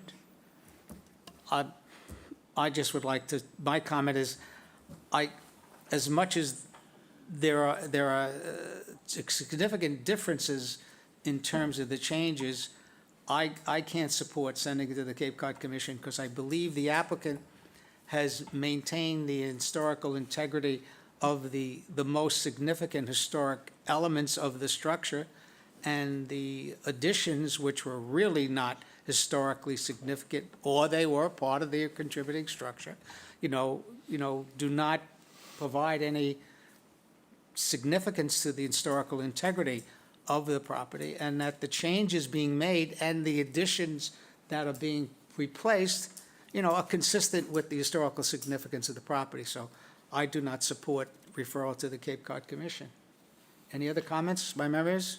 Nope. All right, we'll do a roll call. Hello?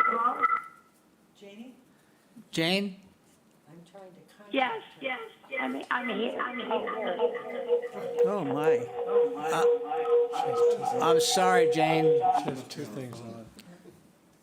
I think you're on more than one line. Can you hear me, Jane?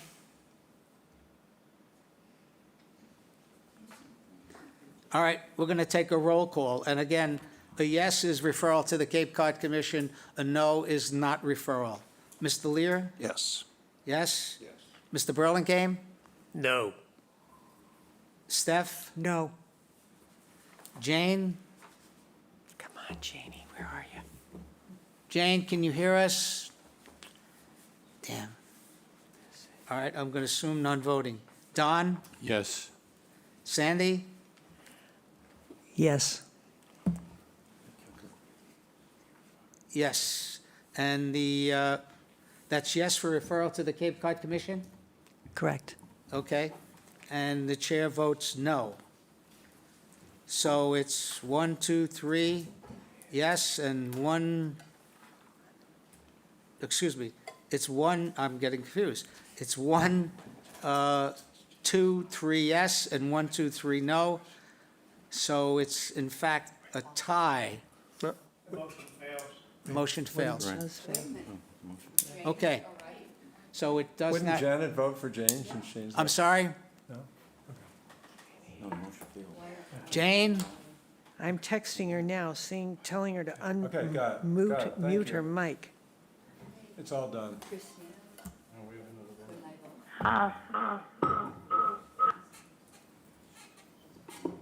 Jane? Yes, I vote. Yes, yes, yes, yes, yes, Can you hear me, Jane? yes. All right, all right. Jane? Yes, yes, yes, yes, yes. Is that yes, that you're referring it to the Cape Cod Commission, Jane? Yes, yes, yes. Yes. All right. So the motion passes, 1, 2, 3, 4, and we are referring it to the Cape Cod Commission.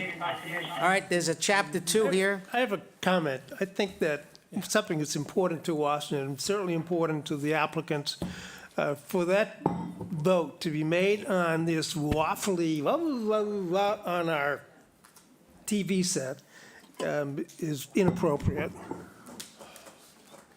I mean, that's not, to me, it's nowhere near a clear answer to the question or to the motion. And I just Christine? can't, if I were the chair, I'd disallow it. Yeah, okay. Well, yes, Christine. I'm not sure how to proceed, but we could possibly try to get Jane just on the phone and not on the television. I'm not sure what's going on. If she's both on her phone and her computer, what's going on with that? But she has been present the entire meeting. I would think she deserves a vote, but. Mark? I can remove her from the meeting. Pardon? I could remove her from the meeting. Can we keep her on the phone? She can call back. She can call back. How do we let her know that? How do we, Remove her from the meeting and have a call back? I can remove her from the meeting. Yeah, why don't you do that? I will do that. Maybe just let her know that she can call back. I'm not quite sure. Say again? I think she can hear Hi, us. hi, I'm here. Finally. Jane? Yes, I'm here. I'm back. Can you hear me now? Yes. All right, Jane, sorry we had that communication. There's a little bit of a dispute here, and I just need you to clarify. Did you vote yes to refer it to the Cape Cod Commission? Yes, I did. Yes? Yes. Okay, so I think it's a clear vote. It's referred to the Cape Cod Commission. All right, item 2, relative to a demolition delay. I have a question. Yes, ma'am. If we've said that it's going to be sent to the Cape, why do we have to do that? Well, we can do that. We could do both. Oh. All right. The motion to be heard relative to the demolition delay. Mr. Lear? I can do that. The question is, what sort of timeline would we be talking about? So You guys are the one who's sending it to the Cape Cod Commission. I don't know. I could care less, Mr. to be Chairman, a honest. suggestion, Yes, sir. if I might. Perhaps the question of delay should be revisited by the commission at the time of the Cape Cod Commission decision. Well, I think we've had this in the past, and we have a time limit relative to when we could do it. I mean, you're here with an application.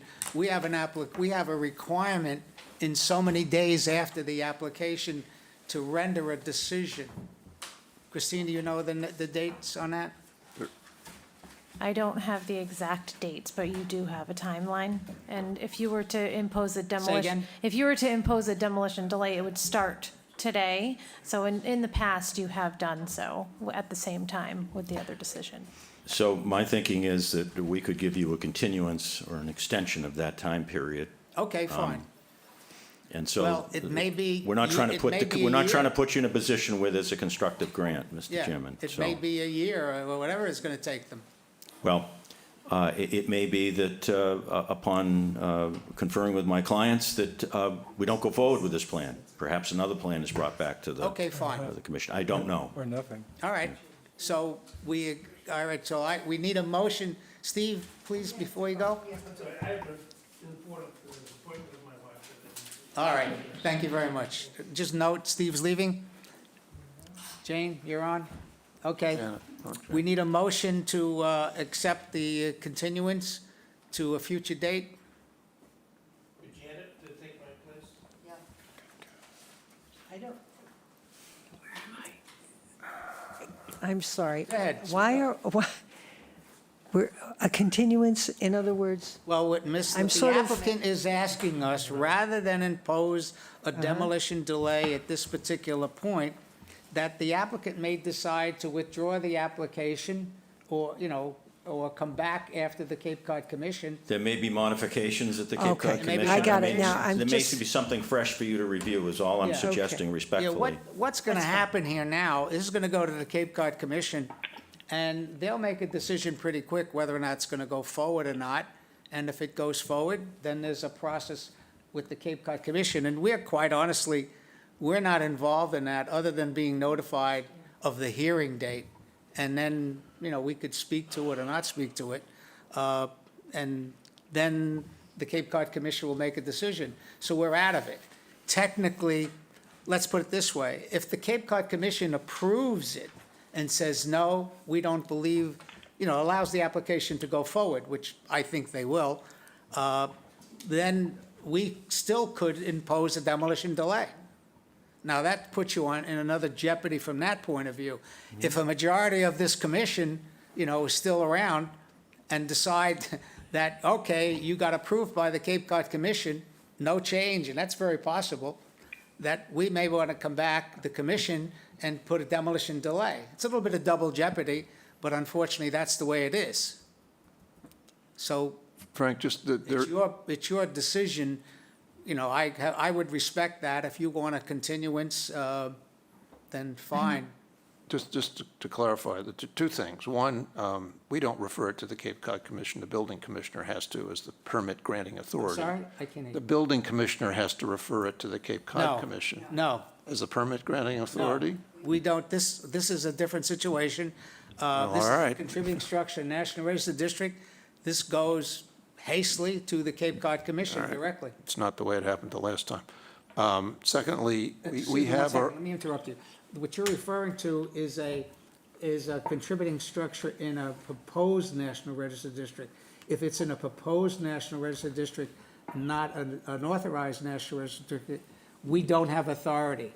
But in a authorized National Register District, the commission has the authority to refer it. okay, I repeat, that's not the way it happened the last time with this. But secondly, we have a self-imposed rule or a regulation that we're not going to have the applicant hanging on, waiting for one thing, and Okay. then we impose a demolition delay. And I frankly don't remember the details. I think we have to make our referral for a demolition delay within a period of time so that you don't get strung out the way Frank was So describing. here's my thinking, Mr. So Leader. I don't want you to go the way you're going and add delay without knowing what And I you're getting appreciate into. that, and certainly my clients would as well. So here's where I'm coming from. I'm asking you to continue that question. If you need an extension, so you're not awry of a time period, happy to give that, stating that on the record, so I'm not going to put you in that spot that you should have acted. And I need to sit down with the clients and Yes. talk about what has occurred. Absolutely. With respect to this plan, and report back to you. And at that point, you can make your decision one way or the other. Okay. And there may be a modification, there may be a different plan, there may not be any project. I don't know, I've got to sit down and talk with them. But it seems to me it best to continue that second issue. Okay, so I think a simple motion, go ahead. I will do that. I would be more comfortable if we were going to at least do it to a date certain so that we don't somehow just sort of lose this in the process. I think that's an excellent point. And I don't want it, again, No, I'm I not think that's an excellent trying point, to and prejudice with a you. date certain, I think I'll know more having spoken with my clients in a month. If you want to continue this to your next meeting, I think that's a good suggestion, Mr. Lear. All right, why don't we continue it, not to our next meeting, I don't know when that's gonna be. We have applications for the next meeting? We have 6 for December 6th. We have 6 applications, Yes, and our next meeting after that is December 20th. December 20th. Why don't we continue it to December 20th? That sounds right. Frank, I just, forgive me, I'm starting to get a little confused here. I'm sorry? I'm asking if the referral to the Cape Cod Commission is now negated, and instead we're No, going to we're not continue. negating that. You've taken that action. Okay, and, That's occurred. but you're asking for a continuation to come back again. Problem with what we've done here, and I guess I'm not gonna do it, in the let's do one thing first. Let's just make the continuation to the December 20th. Got that, Christina? And that's for consideration of the demolition delay. We're going to Correct. delay the. Whenever Mr. Ford comes back. Right, well, it's the only thing we got. We're continuing the meeting. This meeting is not over. Right. And so we're just continuing the meeting. We have another item to do, and I'll explain to what we have to do after you finish that. Good. Okay, well, I move then that this matter be continued to December 20th with the concurrence of the applicant. I'll second it. Second, any discussions? Now you're voting. Okay. Mr. Lear, Yes. Steve is absent. Stephanie? Yes, Jane? Yes, Don? Yes. Sandy? Yes. Janet? Yes. And the chair votes yes. Okay, now, we're not done here. And I would like to ask the majority of the members who voted to refer this to the Cape Cod Commission to prepare the transmission memo. We are required in submitting this to the Cape Cod Commission to provide the reasons why we're submitting it to the Cape Cod Commissions. And quite honestly, I don't understand why we're doing it, but that's your decision. So, Mr. Lear, because you made the motion, would you please prepare the memo for the Cape Cod Commission so we could refer this formally? And hopefully you could do it in another week or so. I believe I've got experience in similar matters that I Yes, can you do do. that. Yeah. That's why I asked you. Okay, so now we're done. Okay. Thank you, and we'll make a copy of this information in the referral to the Cape Cod Commission available to you as soon as we have it. I'm sure you will. Thank you. Thank you. Okay, item 6. Do we want to continue? It's 12:30. It's your call, guys. It's up to you. Nobody has any meetings that they have to run to or lunch? I have to Frank? leave it, Frank, to leave it, Frank, Frank, I have to leave at 1. I can't hear you, Jane. You have to leave at 1. I have to leave at 1. Okay, Jane, noted. Frank, Yes. could we just have a 5-minute recess? Okay, sorry. we're going to, Mark, we're going to take a 5-minute break. We'll reconvene at 12:30, no later. Thank you. Thank you very much.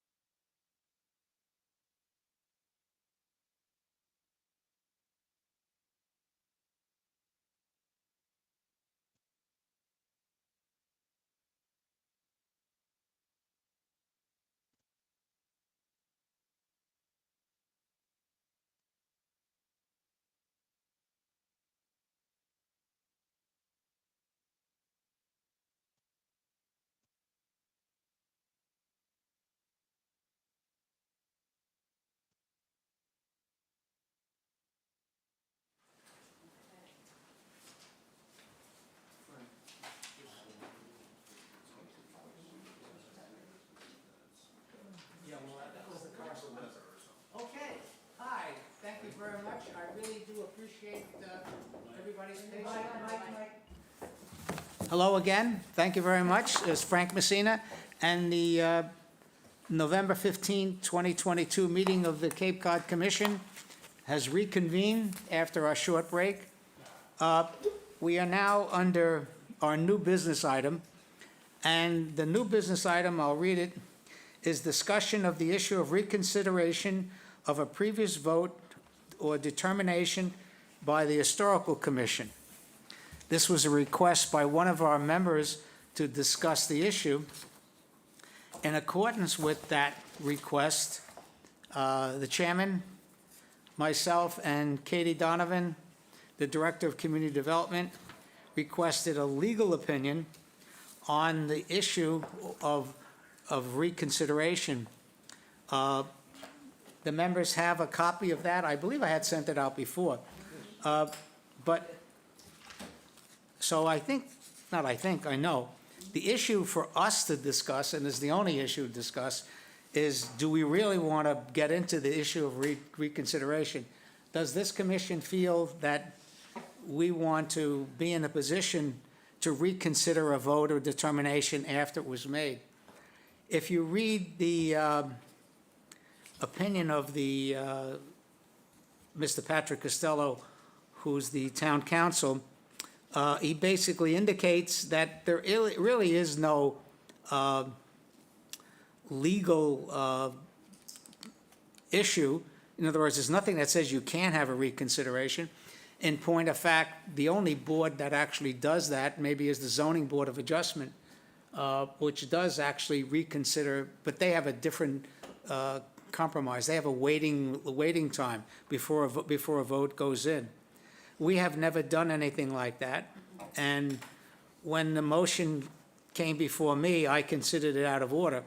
But the bottom line here is that it's really up to the chairman to decide whether or not a vote of reconsideration is appropriate, and whether or not there was some kind of material confusion in the application or in the process that a reconsideration vote is necessary. So even though a member may ask for a motion, the chairman can say, no, I don't believe that, I consider that motion out of order, because he doesn't feel there was a material confusion which would require. You have to remember, in addition, what he's saying, if you do go for a reconsideration, you basically have to have a public hearing, you have to advertise, and you have to, start all over again, which is quite significant. My opinion, before we go any further with this, I think it's a bad precedent for us, to indicate that we are going to be in the business of reconsideration of a previous vote. So having said that, I leave it up to you guys. What do you want to discuss here? Frank, it does, this particular situation aside, I think there is a question that we should take into account in considering whether to reconsider, and that's if there's been some action by, in particular, the Zoning Board of Appeals that is inconsistent with what we did before, because I'm not too sure whether we're in some kind of a limbo then. The same could happen with the Conservation Commission, I guess. So that there should be an opportunity for reconsideration or some kind of determination by the town as to what order these things should be taken in and what happens if there's inconsistency between the determinations that they make. So I am in favor of allowing us to reconsider in general, but in this particular case, I think we're beyond a period where that's a reasonable thing to do, because there was a final determination 5 months ago. Yeah, well, let's not address that particular thing. Let's address the subject of reconsideration. Okay. Yeah. I'm in favor of it for the reasons that I stated. I mean, I'm saying that in addition to the criteria which Mr. Costello noted about material confusion or misunderstanding. I think this is the next clause, or such other circumstances which impacted the commission's votes, as in they got reversed by another body. Not reversed, but there was inconsistent ruling. Okay, but what you're saying, hey, one second, let me just, okay. What you're saying is that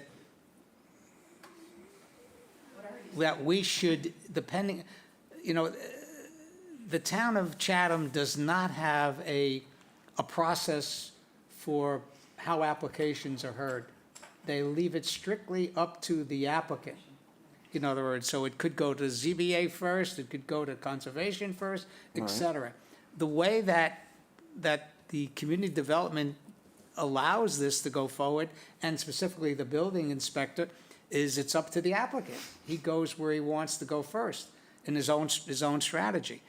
But as a result of that, I don't believe we, as an historical commission, have the authority to overrule a previous board or commission, in the sense that the ZBA is really like the final legal authority. I don't know that there's any rule that says ZBA is the final legal authority. Okay. If we have the authority to turn something down, that's our authority, not the zoning boards, or vice versa. So that's a whole nother legal question. Well, but it's related to whether we can reconsider things. That's Well, my I think point. you're asking a different question. You're No, asking. I thought you premised this as being, let's talk about whether we should be reconsidering Yeah, things okay. at all. And I'm saying yes. All right, but the reason you're using we should reconsider it is because of another board's decision. Which is a Thank you. I want to focus it on the board itself. This board, in other words, we had a meeting, say we just finished what we did, and we feel something was wrong, and then the chairman feels there was material confusion or misunderstanding by a member of the commission, and we should have a revote. That's what we're talking about. Okay, and I think then, in that situation, it would be within the period before the case is finally closed, which is when there's a final order issued. Otherwise, it could be 2 years from now. Okay, and again, the way that the council has indicated, it's up to the chair to decide whether that motion is in order. Well, but if it is beyond the period where the final order has been issued, then Then you think we should have reconsideration? no, you should not. In other words, you get the information, you finalize it, the community relations or community development sends it out. And that's as it. a final order, done. Too late to ask Too for late to answer that. reconsideration. All right, so you think there should be, let me just try to focus on them. You feel there should be reconsideration within the hearing itself? No, it can be after the hearing, but before the final order is issued by the town. The final order, the way we work, the process we utilize is, once we vote, okay, Christina prepares the determination. And the determination is nothing more than a summary of the vote and any particular criteria that we put out. For instance, we definitely, you have to replace the chimney, you're not going to replace the chimney. Other than that, we take the drawings that we approve. And you approve those And I drawings. assign the drawings. Right. Now, that can happen within a day, I understand or that. it can happen within 2 weeks. But I think there has to be some finality in terms of when has the commission finished its work? You can't just, as I say, if not that, what other factor, what other timeline would you use? Within 10 days, 60 days? All right, I mean, I have an answer, but go ahead. go ahead. Yes, Janet? I think there was no, what we're discussing today, there was really no confusion on the vote last time, and I don't see why we would even be entertaining this discussion. I mean, it came to us, we made a decision, that was it, and they moved forward. So why would we rehear anything? I mean, just because we didn't like the decision, or we don't like what the ZBA did, or we don't like what they're going to do in the backyard, we determined it was historical. We told them they could go ahead. They've gone ahead. I don't see any need for, we're opening a can of worms if we're going to reconsider everything that's going on. I mean, good luck to us. All right, well, you get your phone. Yes, Stephanie? I think that we need to have a time, first of all, if we were saying this was okay, we need to have a time limitation. We've gone, what, 5 months? Yeah, but I agree. I think we all are in violent agreement on that. Yes. But the actual concept That's my second. Yeah, go ahead. My second one is, I don't think we should be able to make a new judgment unless there's more information that has come to us. I.e., what the attorney said, if there's material confusion or other circumstances which impacted the commission's vote. Yes, Don? We're talking about a situation where a vote was taken and a member of the commission voted one way and then asked after that hearing was finished for a reconsideration so that a member could change their vote. That is very acceptable in legal precedent and is done in many cases. That's all that was being asked, was to have a reconsideration of that vote at that time. I totally agree that 6 months later is too long. Okay. But it should have been done, it should have been approved at that meeting.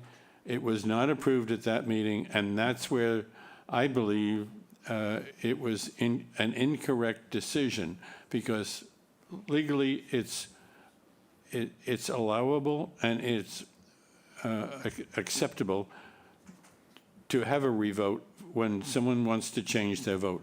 Okay, let me we'll speak to it, if I may. Just 1 second. But you allowed it at that meeting, and Don withdrew it at that meeting. You allowed a revote at that meeting, and then Don withdrew it at that meeting. We didn't. Because the reason I didn't, and unfortunately we're going back to it, is because the applicant had left. Oh, that's right, yeah. And he was gone, Don. And that's the reason I felt, as the chair, as the attorney says, I have the prerogative, not me, the chair, and hopefully next week there's going to be somebody else sitting here, okay? And the chair says, was there material confusion or misunderstanding? What you're saying is you changed your mind. Right. Or you made a mistake. Okay. Either one, it's acceptable to ask for a reconsideration. I would say, quite honestly, that's something to be considered, okay? But unfortunately, they were gone. And I figured, well, you can't do that. It's too late. Because the only other way we could have done that is if we had a hearing. We could have done that, Don. I agree with you. We could have said, yes, there will be a vote for reconsideration. The applicant is gone. Advertise right now a rehearing. And I guess we The could do that. applicant was in the computer. Was outside, yeah. No, he was in the room where the, Well, I thought he was out. Okay, okay. Okay, well, anyway, so what your position is, and that, of course, we're trying to go from general to specific, is that, or specific to general, is that you feel the concept of reconsideration should be something that the commission should consider. And I don't disagree with you, John, because if I use his criteria, if I use the criteria that the attorney says such a decision could be based upon determination that there was material confusion, misunderstanding, or such circumstances, other circumstances which impacted the commission's vote. Okay. I would like to go on record as saying that I feel that I was not allowed to have a reconsideration at the time. And I think it was an incorrect decision By the chairman. by the chair. I think you should fire the chairman. Okay. Not so fast. All right. Frank? Okay, well, you know what we should do in this, I'm sorry, anything else? Sandy? Go ahead and finish. No, go ahead. I'm talking too much, yes. Okay, I have a question, and I have a question for Dean Nicastro, our selectman. But he's not on the commission. He's not, but it's still a question for Dean Nicastro. He's our representative to I'm sorry, did you resolve your question? No, this is the beginning of my. Who's I that? have to say, Dean Nicastro, Oh. our selectman, representative, liaison. Well, Hi, Dean. we want to drag you want to be dragged into this? Not really. Well, then I know- no, seriously, are you going to speak as the attorney, as our consultant? I just She have a has a question. question, she's asking me I don't know what the question is. I'm being polite and All coming right, up here. before I'm you happy to speak. sit down if you want me No, to sit down. don't sit down. Before you speak, I was going to say, given this, Mr. Costello wanted to know, should he appear? Should he come? I don't know how it's going to cost the town, about $10,000 for him to come. I will request him to come to a future meeting, and we could discuss the process on how to document that. But go ahead. Okay. Your question. Good morning, Dean. Good Hi, afternoon. Sandy. I will keep it short and sweet.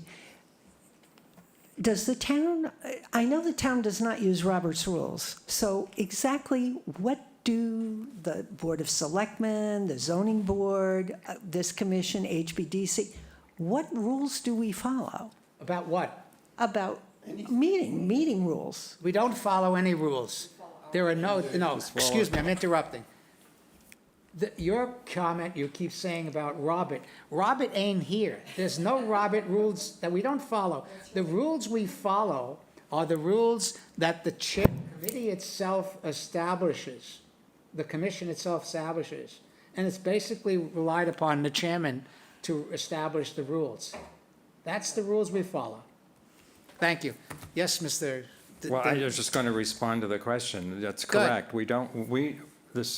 No board is subject to any rules other than the guidance that's set forth in the committee handbook, which the select board has adopted. So in general, we conduct ourselves based on the historical practice and custom and what's reasonable. And when there are questions such as the one you're wrestling with, we would go to town council from time to time. I don't have anything beyond that to say. Okay, thank you. I didn't Okay. mean to put you on the spot. I No, just that's had a fine. question. all right. I know that we use town meeting rules. Town meeting has rules, yeah. Right, okay. There is, yeah. it's- All There are statutes that dictate, general laws that dictate in certain instances, on certain topics, what we're supposed to do, for example. Whether we have to have a supermajority vote or a majority vote, that sort of thing. Okay. And in town meeting, the town moderator can say no. Yes, he has tremendous power. That That's town right. meeting rules give the moderator. Okay. So I guess I'm going to go on record along with Don. Unfortunately, I am a parliamentarian, and I'm very used to going to meetings where we use Robert's Rules of Order. And Robert's Rules of Order says that if you vote on the prevailing side, you are allowed to ask for a reconsideration. And then that is voted on, and you start your reconsideration, then you discuss it Yeah, but again. we're not following that. But we're not following Robert's rules. I will go on record as saying that I believe that the chair, unfortunately, made an error and should have allowed a reconsideration on that vote, the Well, day of the hearing. dramatically disagree with you, because Okay. I didn't feel there was any confusion. The fact that somebody makes a mistake is not confusion. I think you should be more careful. I mean, the mistake, I made a mistake. I really, that's not confusion. That's just, you made a mistake. Well, okay. All right, I don't know if there's anything further we could do to kill this thing, unless the board wants to take some action. Yes? Do we ever have a working meeting where we could discuss something like this? Unfortunately, you can't, because as long as there's 3 people together, we have to have an open. Right, but instead of, can we have a meeting sometime that is called a working meeting and anybody can come to it? Most likely they wouldn't come. But we would be able to get Well, some this is. rules This set is a up. working meeting, it's new business, and anybody can discuss it. Right. But it's after we've had a long meeting already. Well, Can I we didn't start? expect it to be long, I'll be honest with you, that's why I put it on the agenda. And that's why I put Eric on, so, shame on me. Okay, Frank? yes, Jane, I'm sorry, I keep forgetting you're here. Well, I'm here. I don't have much of a voice, but I think one of the reasons why we should reconsider something like this is because I had to leave the meeting early before all this happened. And then as I left, Bill Riley said, "I'm surprised that it wasn't referred to the Cape Cod Commission." And I said, "Yes, I agree." Then after I left, he came back into the meeting and, it was resumed. And I don't know whether that's legal or whether that follows any of our rules or what. But I agree with Stephanie. I think that we should talk about that. And I don't have any more of a voice. Okay, I hear what you're saying. All right, unless somebody has something else to say, we're going to move on. Mr. Chairman, would you announce to the public what your ruling is here? Say again? My Sure, go ahead.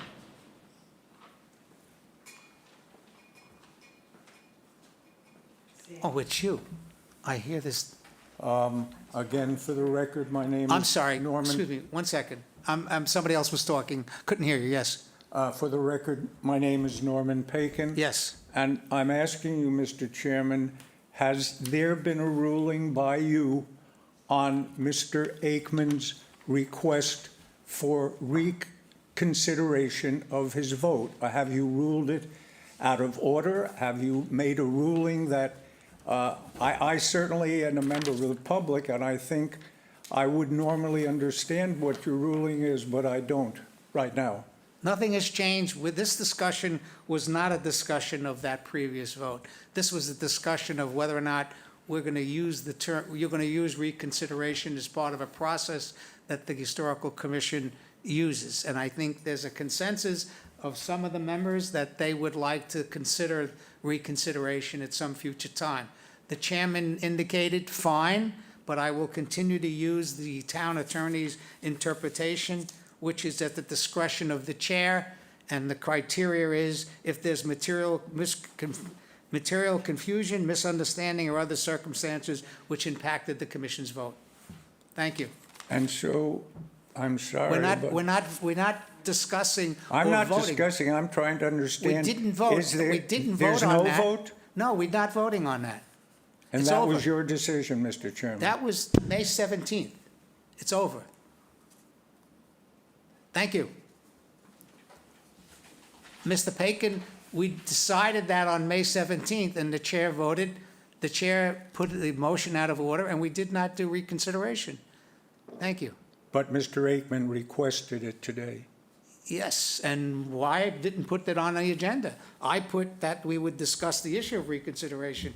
If Don wants to continue and indicate that for specifically agenda, we'll take it under consideration. We'll consider your vote for reconsideration. I would appreciate a decision by you or by the commission as to whether. Well, I made a decision already, Don, and I said no. Okay, but it's on the agenda for today. Well, I actually, a discussion of the issue of reconsideration, I wasn't specific. You want to pursue that? I would. Even after the vote by the information by Mr. Costello, that it's 5 months already?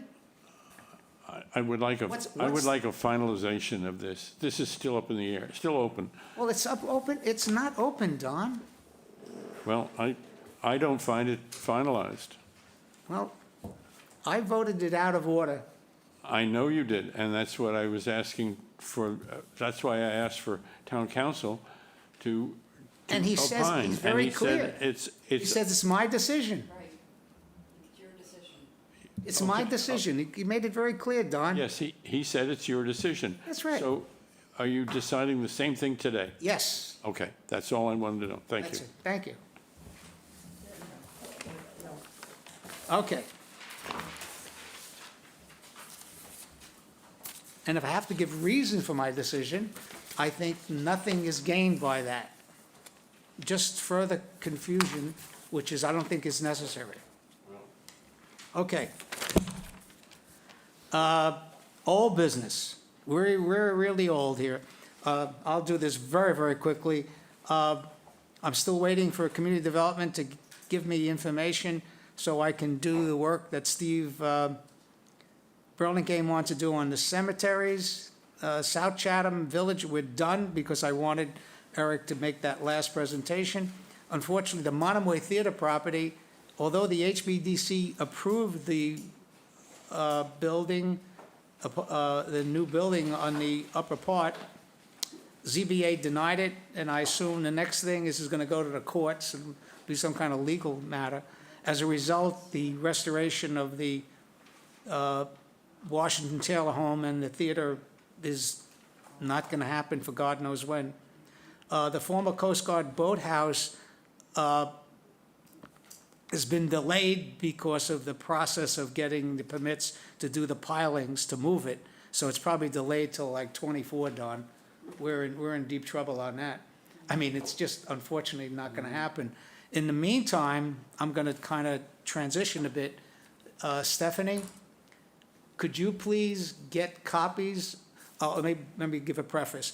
The Community Preservation Committee Chairman, Mr. Tennyson, indicated to me there was 7 applications, which Stephanie indicated, for community preservation funds with historical preservations. 3 of the applicants we've already voted on. They are the Marconi Towers. No, Marconi Records too. Say again? No, I'm saying that the chair of the community preservation, let me back up, I'm sorry, getting confused. The issue here is the Historical Commission, in concert with the Community Preservation Committee, would like to review any application who's asking for historical preservation funding, okay? But the chair of the 7 applications, 3 of them we never voted on in the past, specifically the, which ones, Steph, come on. Which applications we never voted on? It's, you're not, Don't want it on. hit the button first. So you're not sure, Stephanie, which No, application? not the towers. We voted on the towers before. Yes, we voted on the towers before, and therefore we don't have to vote again. Let me make it simple. We voted on the library. We voted on the library in the past, we don't have to vote again. And there's a third one which neither Stephanie and I, because of our age, can remember. But, Thanks a lot. but there are 3 applications which we have to vote on, and I'm going to ask Stephanie. Tom Temple is going to present one of them. Right, there's the VFW. Yes. Again, Oh. they want to come in for historic preservation funds, so we have to review that again. The second one is the boathouse, which we never voted on, so we have to they want $700,000 to restore it. And there's a third one, which both Stephanie and I don't remember. But the bottom line of this discussion is Stephanie is going to get copies of those applications. I don't have the applications myself yet. Yes. If you Alex can- is going. If you can get those applications, and I've already communicated to the chair of the Community Preservation Committee to tell the applicants to please get in touch with Christina so we Yes. could review them. Yes, sir. Frank, if we're going to hear the VFW, I would like to have a site visit again to see and maybe make another determination of what's historic there and what isn't. I know. Well, we have to have them come. I don't know what they're asking money for. They're except- asking for windows and for door and for a few other things. Accessibility Accessibility. to the front. Yeah. Then you can't get anywhere. They're asking for accessibility to the front of the building, but you can't get to the rest of the building, so I don't know what that means. All right, look. That's let's why I not- think we should Let's have wait a till we site get the visit. application, yeah. It's going to be complex. So I gave Steph, you're going to follow up with me? Okay. And I'll follow up with Gary directly, to see where they are. Ladies and gentlemen, that's it. There's no changes to the status of the demolition delay, and there's no administrative reviews. And Right. that correspondence here is the previous memo. On the boathouse, Yes. they're asking for $700,000 for shingling and what have you. Can you find out, or can we find out when they're going to do that? I mean, is that going to be this year or next year? And if it's this year, Well, that's what I'm saying. I would like the application. Okay. And hopefully the applicant, and I assume it's going to be, David Doherty? no, not David Dart. Or This the is town, the the town. town. It would be probably Dr. Duncanson or somebody in the staff presented to it. So there's work to be done. And again, I'm sorry, it's confusing, guys, but I just don't remember what they were. I thought I wrote them down, but I did not. I have it at home. Okay. It's 1 o'clock. Thank you very much. To entertain a motion to adjourn. I'll second. Mr. Lear, Yes? Stephanie, Yes. Jane, Yes. Don, Yes. Sandy, Yes. Janet, Yes. and the chair votes no. I mean, yes. Always got to reach out.